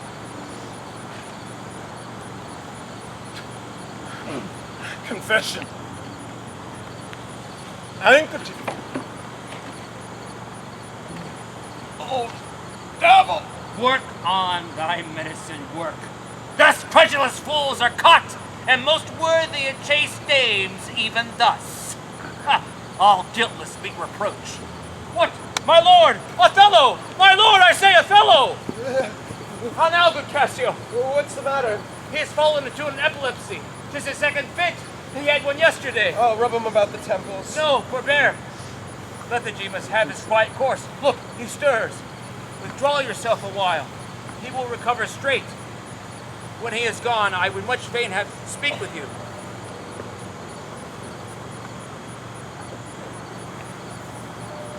My lord, have you not hurt your head? Dost thou mock me? Mock you? No, by heaven. Did he confess it? Stand a while apart. While you were here, overwhelmed with your grief, Cassio came hither. I shifted him away, and bade him return anon so that I may speak with him, which he promised. Do but conceal yourself. I will make him tell the tale again. When, how long, and when again he is to cope your wife. Mark his gesture. Dost thou hear, Iago? I would be found most cunning in my patience. But dost thou hear boast, Iago? That is not amiss, but keep time and all. Will you withdraw? Now will I question Cassio of Bianca, a hussy who sells her desire to buy bread and clothes. 'Tis a creature that dotes on Cassio. When he hears of her, he cannot refrain from excessive laughter. And when he smiles, Othello shall go mad. Look where he comes. How now, good lieutenant? And the worse so that you give me that title whose want even kills me. Apply to Desdemona and you will be sure on it. Now, if this were in Bianca's power, how quickly should you speed? Alas, poor hussy. I never knew a woman love man so. Alas, and poor rogue, I think in faith she loves me. She sets it out that you shall marry her. Do you intend it? What, a prostitute? Pretty. She is convinced I will marry her out of her own love and self-flattery, not out of my promise. She haunts me in every place. I was the other day on the seabed talking with certain Venetians, and thither comes the plaything, and by this hand she bowls me thus about the neck. Well, I must leave her company. Oh, look before me. She comes. What a polecat she is. What do you mean by this haunting of me? The devil in his damn haunt you. What did you mean by that handkerchief you gave me? Even now, I was a fine fool to take it. I must take out the work. A likely piece of work that you should find it in your chamber and not know who left it there. This is some Mace's token. There, give it your hobby horse. How now? Sweet Bianca. If you will come to supper tonight, you may. If you will not, come when you are next prepared for it. After her! After her! Faith, I must. She'll rail in the streets else. Will you sup there tonight? Faith, I intend so. I would have much convenience to see you, for I would speak with you. Oh, prithee, come, will you? Go to. Say no more. Oh, shall I murder him, Iago? Did you see how he laughed at his vice? Oh, Iago. And did you see the handkerchief? He had my hand. That was yours, by this hand. And do you see how he placed full of your wife? She had given it him, and he had given it his whore. I'll have him 9 years of killing. Nay, you must forget that. And I'll chop her into pieces, cuckold with me, with mine officer. Aye, that's Fowler. Get me some poison this night, Iago. Must thou hear this night? I'll not argue with her, lest her beauty and her body impair my mind again. This night. Do it not with poison. Strangle her in her bed. Even the bed she had contaminated. Good, very good. The justice of it pleases. And as for Cassio, let me be his undertaker. You should know more by midnight. Excellent. Good. 'Tis Roderigo comes from the Duke. Your wife is with her. God save you, worthy general. With all my heart, Senator. The Duke and the Senator of Venice greet. Kiss the instrument of the blow. And what's the news with you, good cousin Roderigo? Good to see you, Signore. Welcome to Cyprus. Thank you. How does Lieutenant Cassio? Lives, Senator.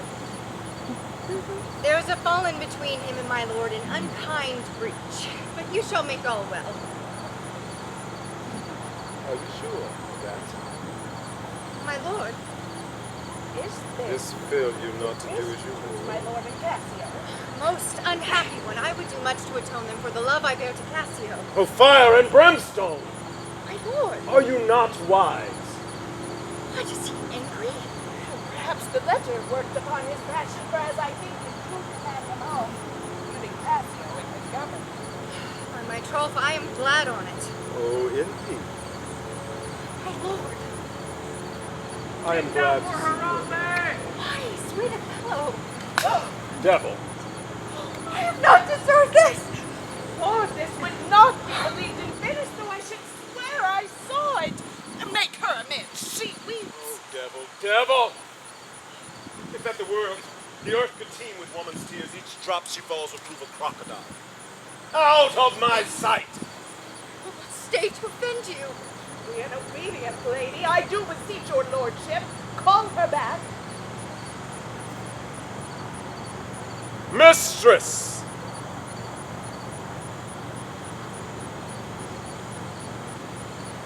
My lord, What would you with us, Senator? Who I, my lord? Ah, you did request that I would make a turn. Senator, she can turn, and go on and turn again. And she's obedient, very obedient. Proceed, you little teens. Concerning this, sir. Cassio is to take rule in Cyprus. Avaunt, be gone. I'll send for your nun.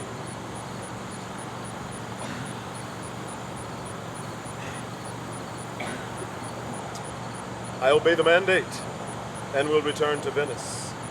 Hence, avaunt!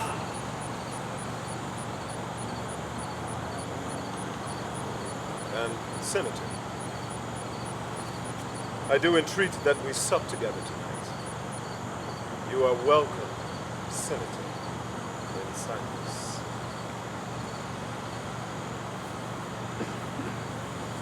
Yes, the noble Moor, whom our full Senate call all in all sufficient. Is this the nature whom passion could not shake? He is much changed. Are his wits safe? Is he not light of brain?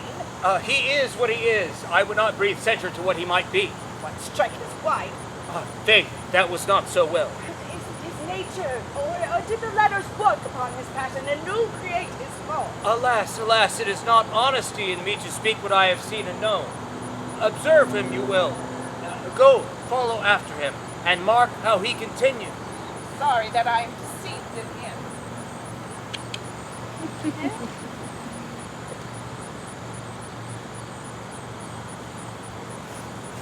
And you have seen nothing then? Nor ever heard, nor ever did suspect. What, did they never whisper? Never, my lord. Did they ever send you out of the way? Never. To fetch for her fan, her gloves, her mask, no nothing? Never, my lord. Strange. I durst, my lord, to wager she is honest. Lay down my soul at stake. If you think other, remove your thought. It doth abuse your bosom. If some wretch have put this in your head, let heaven requite it with a serpent's curse. Bid her come hither. Go.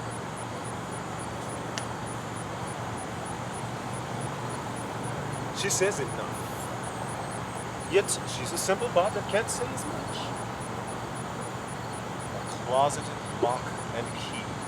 A villainous secret. And yet she'll kneel and pray. I've seen her do it.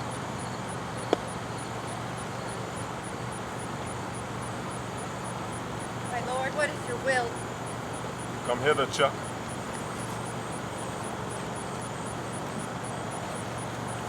Leave us, mistress. Go guard the door. Call for cry should anyone come. Betray your occupation. On my knees? What doth your speech import?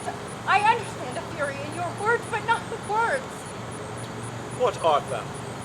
Wife, my lord, your true and loyal wife. Swear thou art honest.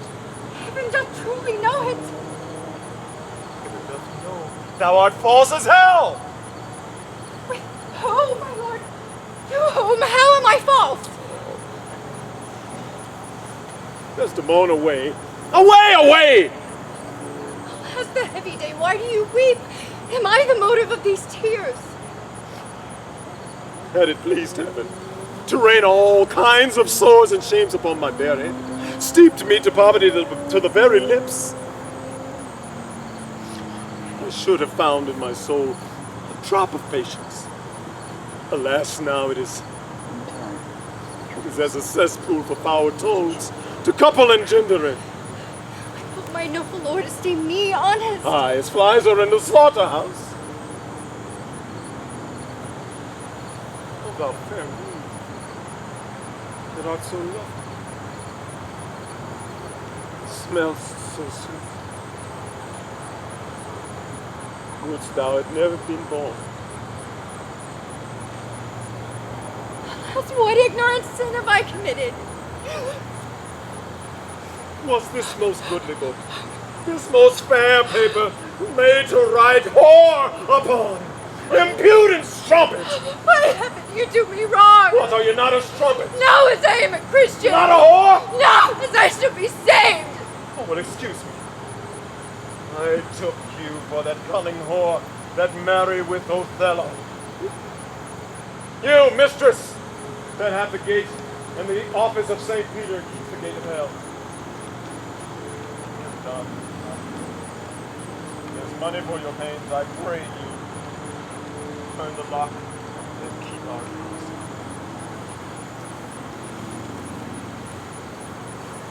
Alas, what does this gentleman conceive? How do you, my good lady? Half asleep. Madam, what is the matter with my lord?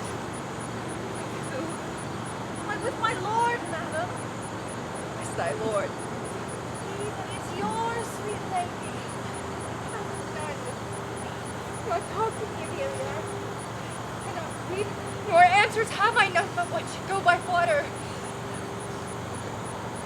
Lay on my bed, my wedding sheets tonight, remember. Bid thy husband come hither. Here's a change indeed. This meat I should be used, so very meat. How have I been behaved that he should stick the smallest opinion on my least misuse? Now, what is wrong, sweet lady? By that name, Iago. What name, my lady? Such that she did say my lord did say I was. He called her a whore. A beggar in his drink could not have laid such terms upon his strumpet. What would he so? I do not know, for I know I am none such. Do not weep, alas, the day. Oh, curse him for it! How came this strange behavior? Only heaven knows. Why should he call her whore?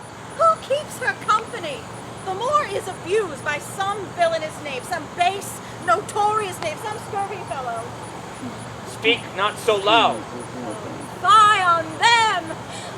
Some such squire he was that turned your wit the wrong side out and made you to suspect me with the boar. You are a fool. Go to. Alas, Iago, what shall I do to win my lord again? By this light of heaven, I know not how I lost it. Could I go to him? Here I kneel. If e'er my will did trespass against his love, comfort forswear me, I cannot say. For to do the deed that would earn me the title, not the world's showy splendor could make me. Content thee a while. The visits of the state does offensive, and he chides with you. Twere no other. I warrant. Oh, have these instruments summon us to supper. The messengers of Venice wait to dine. Go inside and weep no more. All will be well.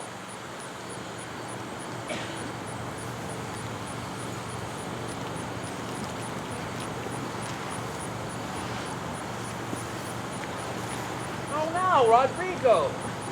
I do not find thou dealest justly with me. In the contrary. Every day thou puts me off with some device, Iago, and rather, as it seems to me now, keepest me from all opportunity, than supplies me with the least advantage of hope. I will indeed no longer endure it, nor am yet persuaded to tolerate in peace what already I have foolishly suffered. Will you hear me, Roderigo? Faith, I have heard too much, for your words and performances are no kin together. You charge me most unjustly. With naught but truth. I've wasted myself out of my means. The jewels you have had me deliver to Desdemona would have corrupted a nun. You told me she hath received them and returned expectations and comforts of sudden respect and acquaintance, but I find none. Very well, go to. Very well, go to. I cannot go to, man, nor 'tis not very well. By this hand I think it is vile and begin to find myself duped in it. Very well. I tell you, 'tis not very well. I will make myself known to Desdemona. If she will return me my jewels, I will give over my suit and repent my unlawful solicitation.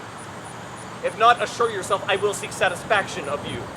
Why, now I see there is metal in thee. And do from this very instant build a better opinion on thee than ever before. Give me thy hand, Roderigo.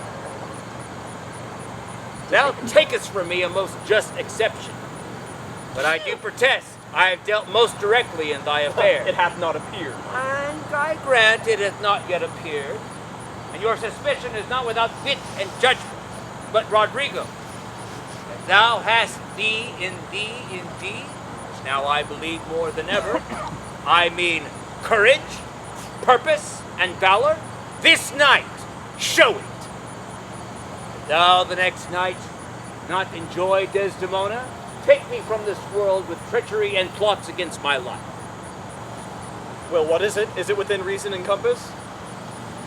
There comes a special commission from Venice to depute Cassio in Othello's place. Is that true? Why then Othello and Desdemona return again to Venice? Oh, no. He goes to Mauritania.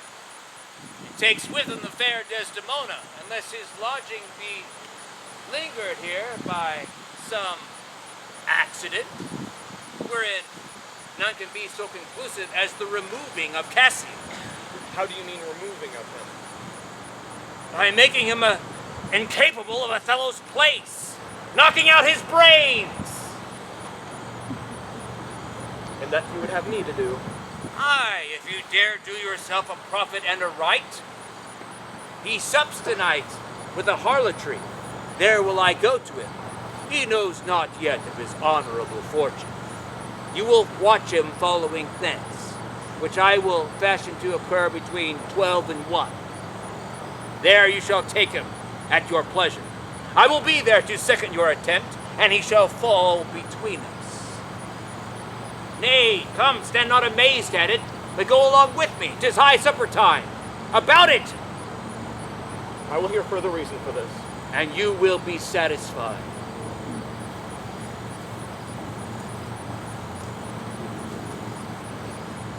I do beseech your lordship, trouble yourself no further. Ah, pardon. Will do me good to walk. Madam, good night. Thy humbly thankful lady. Your honor is most welcome. Will you walk on? Oh, Desdemona, get you to bed on the instant. Dismiss your attendant there. I'll be returned forthwith. I will, my lord. How goes it now? He looks gentler than he did. Says he will return without delay. He hath commanded me to go to bed and bid me dismiss you. Dismiss me. Was his bidding, therefore good Amelia. Give me my nightly wearing in adieu. We must not displease him now. I would you had never seen him. So would not I.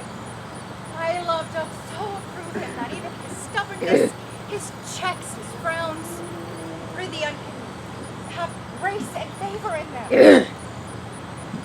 I have laid those sheets you made me on the bed. All's one. Good faith, how foolish are our minds. If I do die before thee, prithee shroud me in one of those same sheets. Tom, shall I go fetch your nightgown? No, unpin here. Return anon. Hark! Who is that knocks? It's the wind. So get thee gone. Good night. Mine eyes do itch to that the weeping. 'Tis neither here nor there. I have heard it said so. These men. Dost thou think, good conscience, Amelia, tell me, that there be women do deceive their husbands in such gross kind? There be some such, no question. Wouldst thou do such a deed for all the world? Why, would not you? No, by this heavenly light. Nor I, by this heavenly light. I might do as well in the dark. Oh, Mary, I would not do such a thing for measures of linen, or for gowns, or for any such petty gift, but for all the whole world. God's pity. Who would not make her husband a cuckold to make him a monarch? I should venture purgatory for it. I do not think there is any such woman. Yes, a dozen. And as many to the advantage as would populate the world they pray for. But I do think it is husbands' faults if wives do fall. Say they slacken their duty, pour out our treasure into foreign laps, or break out into peevish jealousies, or say they strike us. Like we have galls, and though we have some grace, yet we have some revenge. Let husbands know that wives have sense like them. They see and smell, and have palates both for sweet and sour as husbands have. What is it they do when they change us for others? Is it sport? I think it is. And doth affection breed it? I think it doth. And is it frailty that thus errs? It is so too. And have we not affection and desire for sport and frailty as men have? Then let them use us well. Else let them know the ills we do, their ills instruct us so. Good night. Good night. God me such uses send, not to pick bad from bad, by bad men.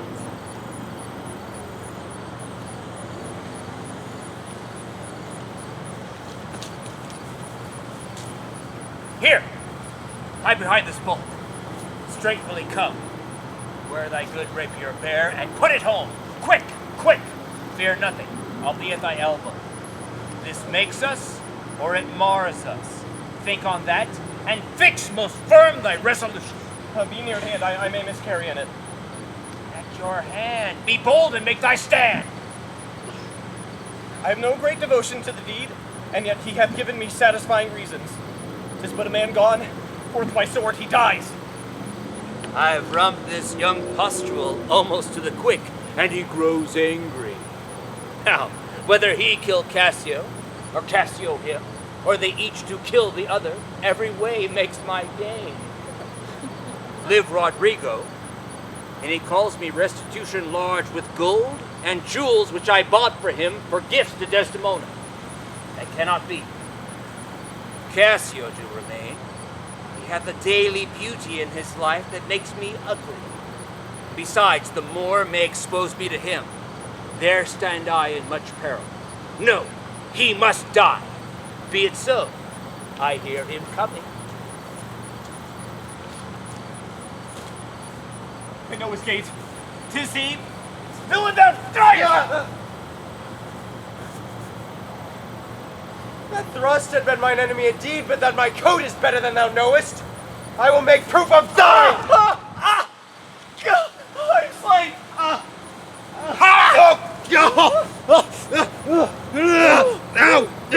Oh, I am made forever. Murder! Murder! Voice, Cassio, Iago keeps his word. Arrested villain! Even so. Light!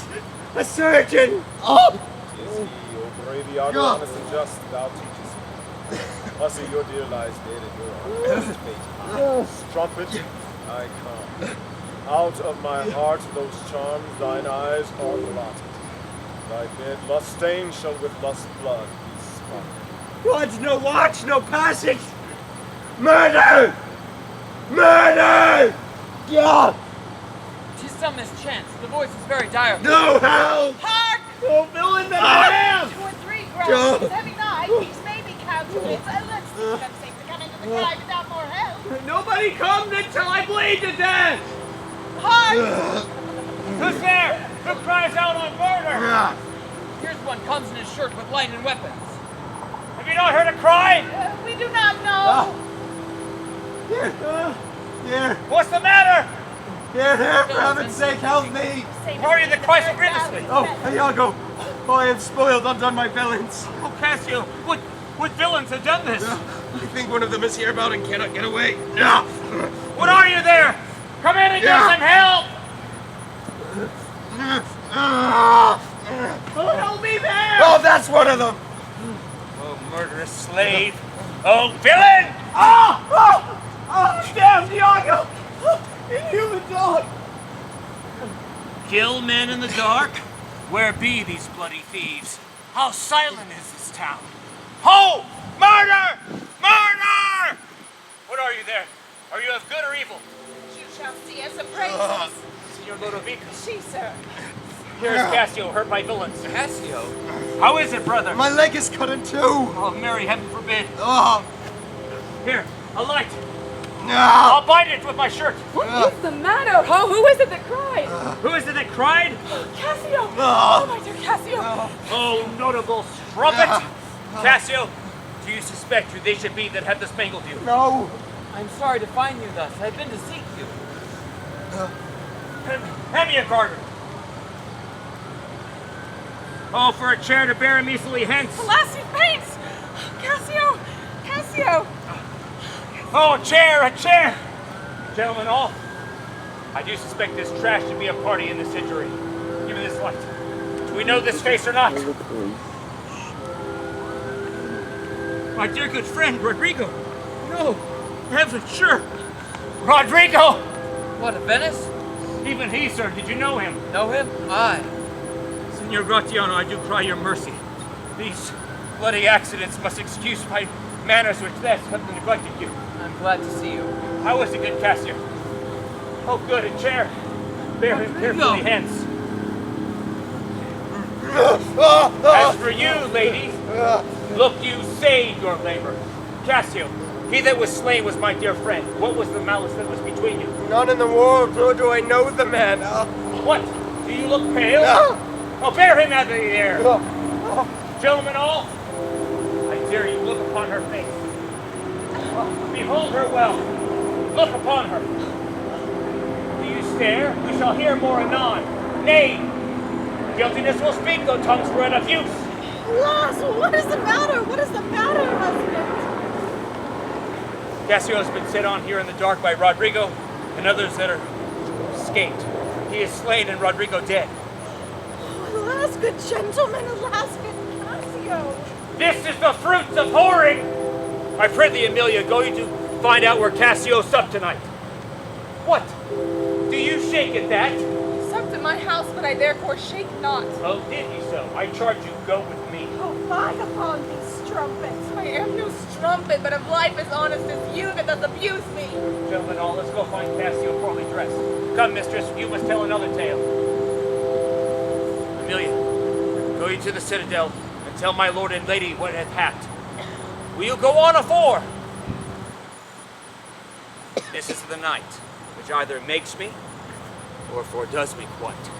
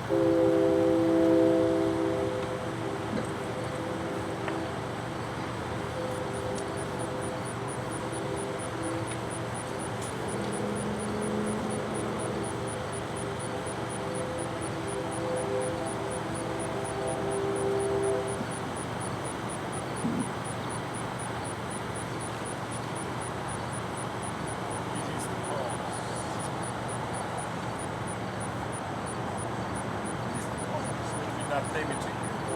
You chase stars. Here's the promise. That I'll not shed a blood, nor scar that's whiter skin than there's a snow. And sweet as one bitter apples. Yet she must go,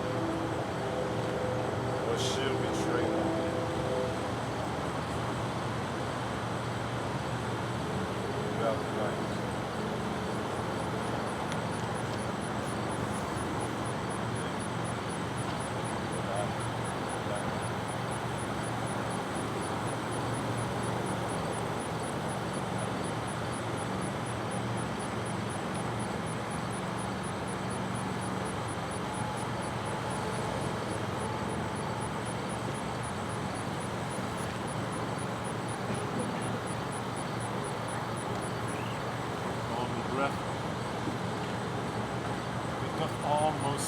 Justice to break her sword.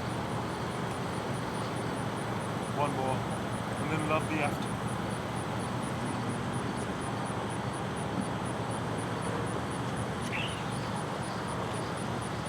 One more. That is the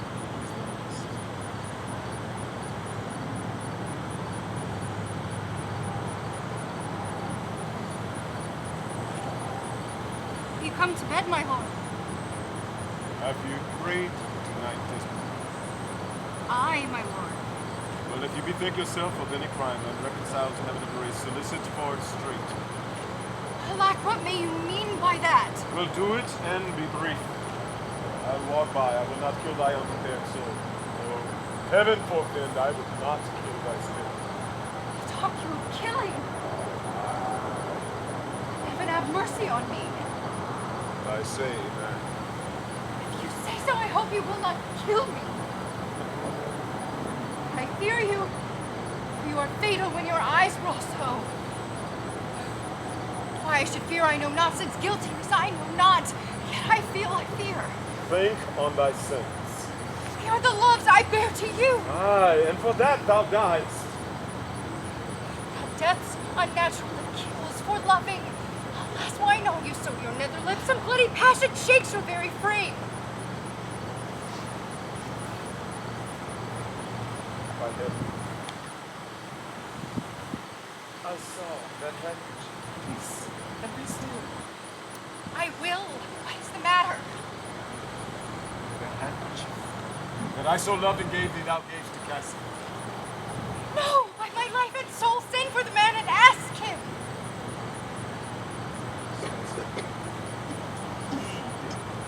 Take heed of perjury. Thou art on thy deathbed. I but not yet to die. Yes, presently. Therefore confess each sin with a thought, and for to deny it with oath, cannot choke on remove the strong conception that I do groan with all thou art to die. Lord, have mercy on me. I say, have you mercy too.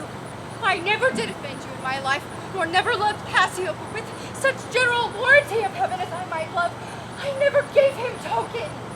I saw the handkerchiefs in hand. Perjured woman, thou dost stone my heart and make me call what I intend to do a murder, though I thought a sacrifice. I saw the handkerchief.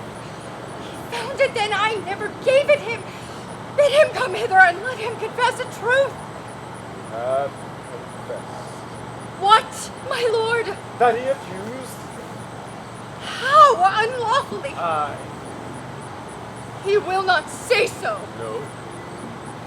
His mouth is stopped, honest Iago, and gain order for it.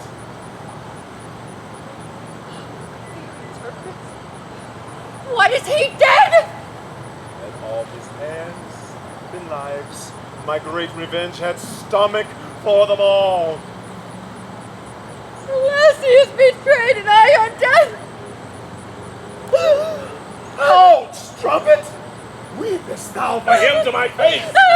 Oh, banish me, my lord, but kill me not. No! Kill me tomorrow. Let me live tonight. You strive. But half an hour. That being done, there is no cause. Oh, say one prayer. It is too late.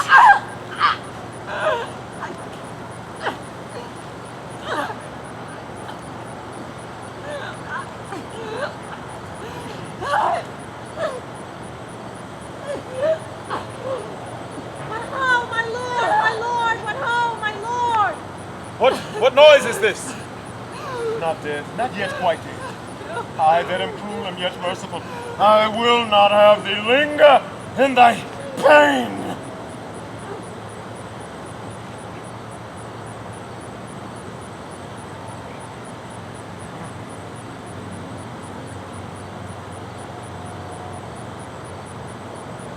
So.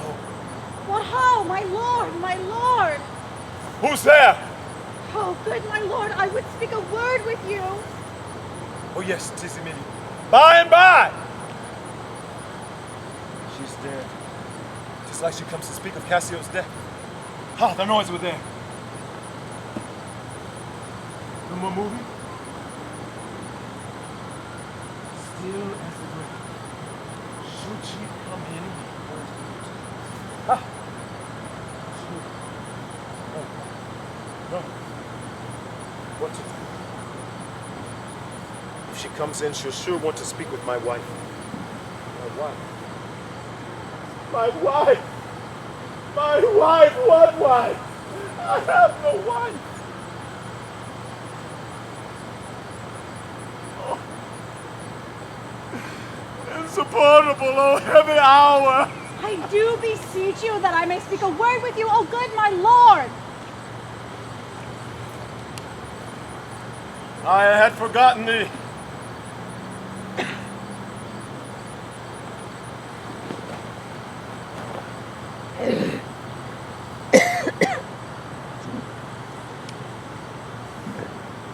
Come in, Emilia.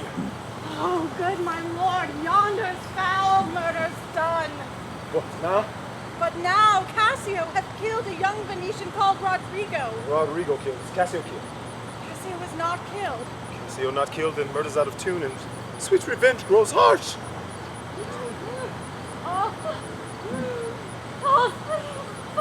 Murdered. My lord, what cry is that? That? What? How did alas, that was my lady's voice! Oh! Help, help! Oh, help! Oh, sweet lady! Oh, sweet lady, speak again! Oh, sweet Desdemona! Oh, sweet lady, speak! Oh, let I die. Oh, who hath done this deed? No. I myself. Help. Let me speak again, Lord. What? What? How should she be murdered? Alas, who knows? You heard her say herself 'twas not I. She said so. I must needs report the truth. She's like a liar gone to burning hell. 'Twas I that killed her. More angel she, and you the blackguard devil. She tried to vomit. She was a whore. Thou dost belie her, and thou art a devil. She had the act of shame committed with Cassio. Thy husband knew it all. My husband? Thy husband. She was false to wedlock. I with Cassio. Oh, mistress, villainy hath made mocks with love. My husband say she was false. He, woman. He say so, may his pernicious soul rot half a grain a day. She was too fond of her most filthy bargain. Ah. Oh, do thy worst. This deed of thine is no more worthy heaven than thou was worthy her.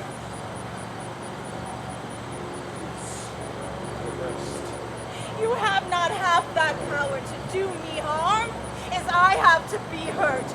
Oh, dupe! Oh, dolt! As ignorant as dirt, thou hast done a deed. I care not for thy sword, I will make thee know. Though it cost me 20 lives, help! Help!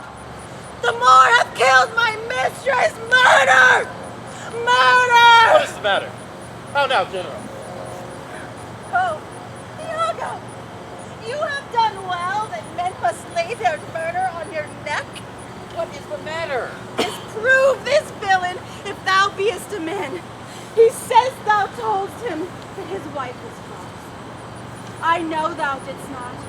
Thou art not such a villain. Speak, for my heart is full. I told him what I thought, and only what he found himself to be apt and true. But did you tell him she was ever false? I did. You told a lie. An odious damning lie upon my soul, a lie, a wicked lie. Did you say with Cassio she was false with Cassio? I with Cassio, mistress. Go to and hold your tongue. I will not hold my tongue. I am bound to speak. My mistress lies here murdered in her bed, and it was all your reports that set the murder on. Nay, stare not, masters. 'Tis true indeed. 'Tis a strange truth. Monstrous act. Oh, villainy! Oh, villainy! I think I smelt. Oh, villainy! I thought so then. I'll kill myself for grief. Oh, villainy!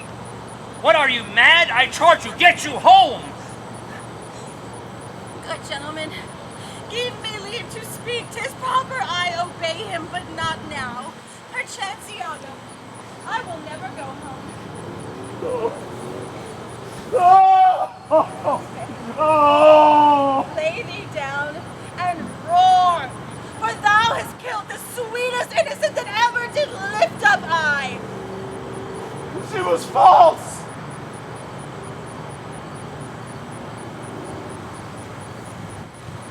uncle, I scarcely believe. Here lies his breath in these hands that he stopped. I know this looks horrible and grim. Poor Desdemona, I'm glad thy father's dead. Thy match was mortal to him, and pure grief shore his old life in twain. Yet, Iago knows that she, with Cassio, hath the act of shame committed 1,000 times. And to gratify his endless works, she gave him that token of pledge and love which I first gave him.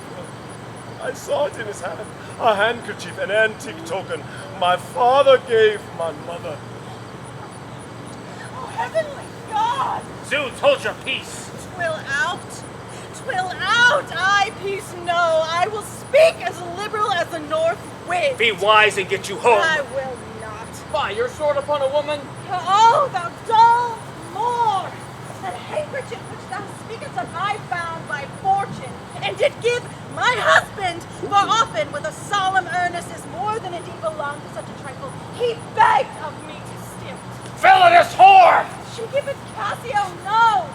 I found it and did give it my husband. Filth, thou liest! By heaven! I do not, gentlemen!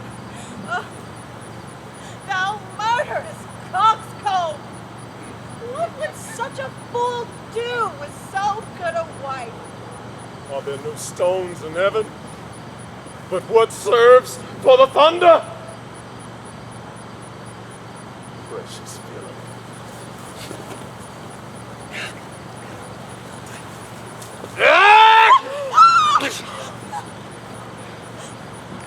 The woman falls! Sure he hath killed his wife! Lay me by my mistress.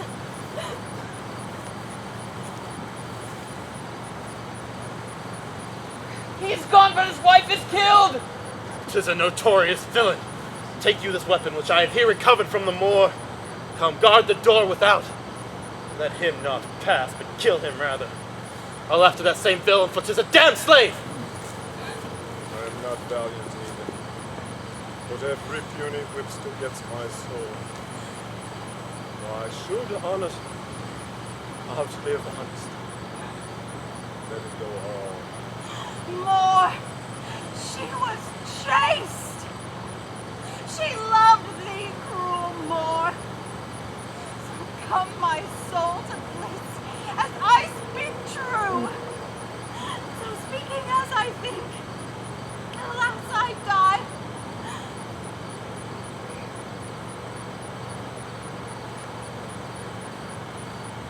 I have another weapon in this chamber.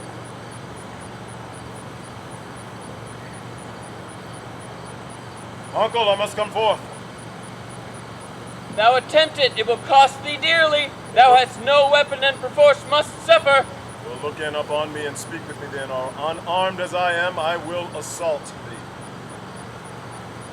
What is the matter? Behold, I have another weapon. Here is my journey's end. Here is my goal, the beacon of my final sail. How dost thou look now, O ill-starred wench? Desdemona. Desdemona. Where is this rash and most unfortunate man?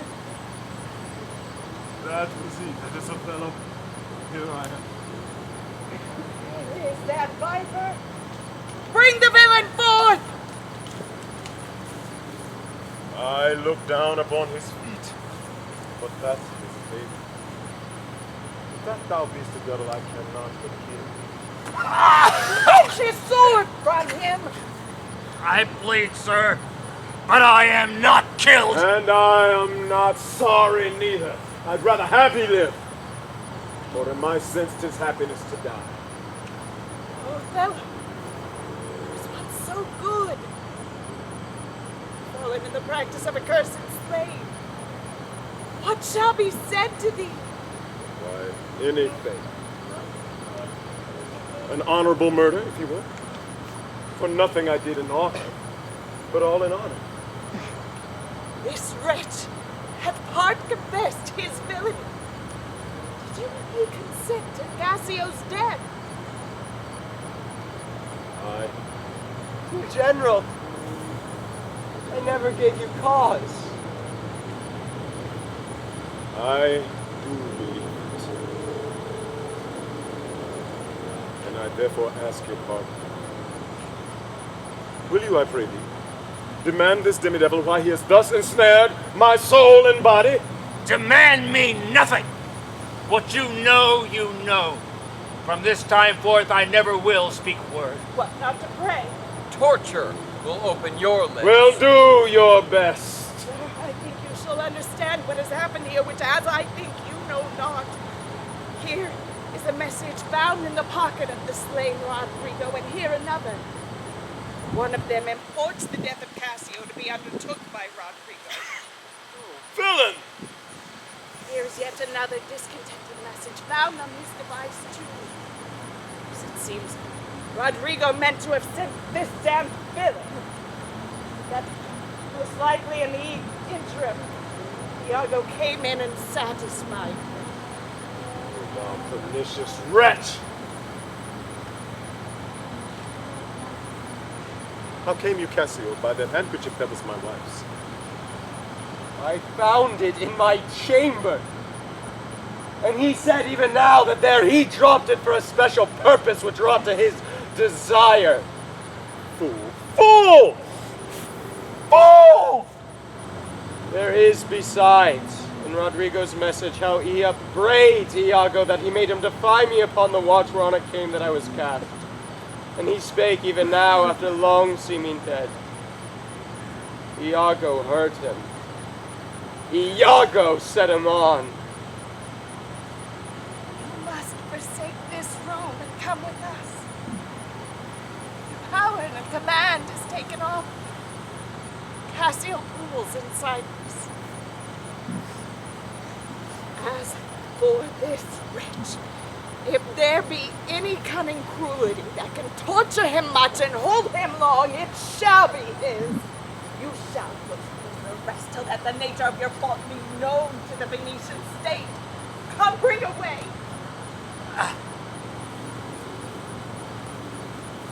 Soft you. A word or two before you go. I have done the state some service and they know it.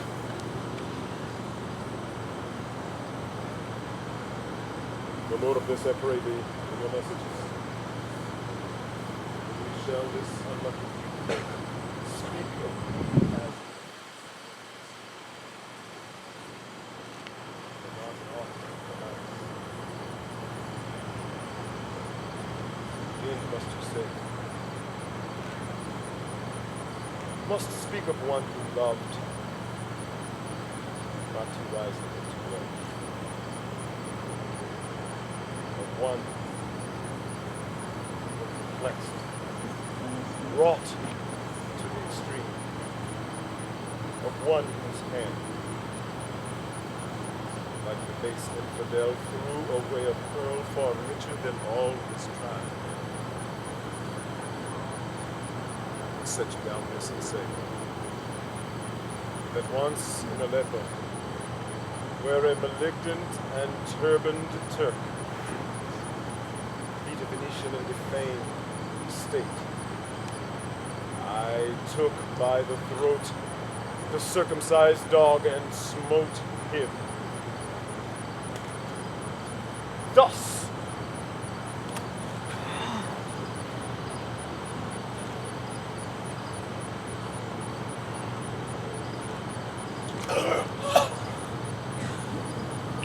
Oh, bloody period.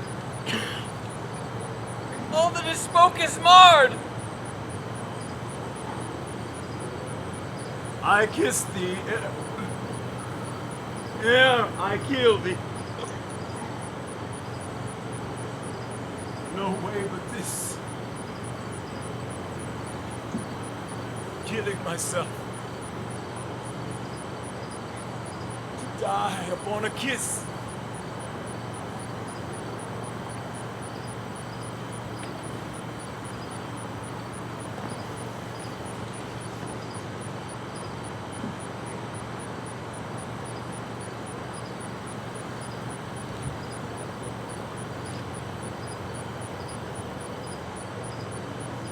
This did I fear, but thought he had no weapon. He was great of a heart. Spartan dog! Rule the anguish, hunger on the sea! Look on the tragic loading of this bed! This is thy work! Object poison sight. Let it be hid. Graciano, keep the house and seize upon the fortunes of the Lord, for you inherit them. To you, Lord Guntly, remains the sentence of this hellish villain. The place, that torture, force, self-restraint abroad, to the state. Heavy act with heavy heart we think.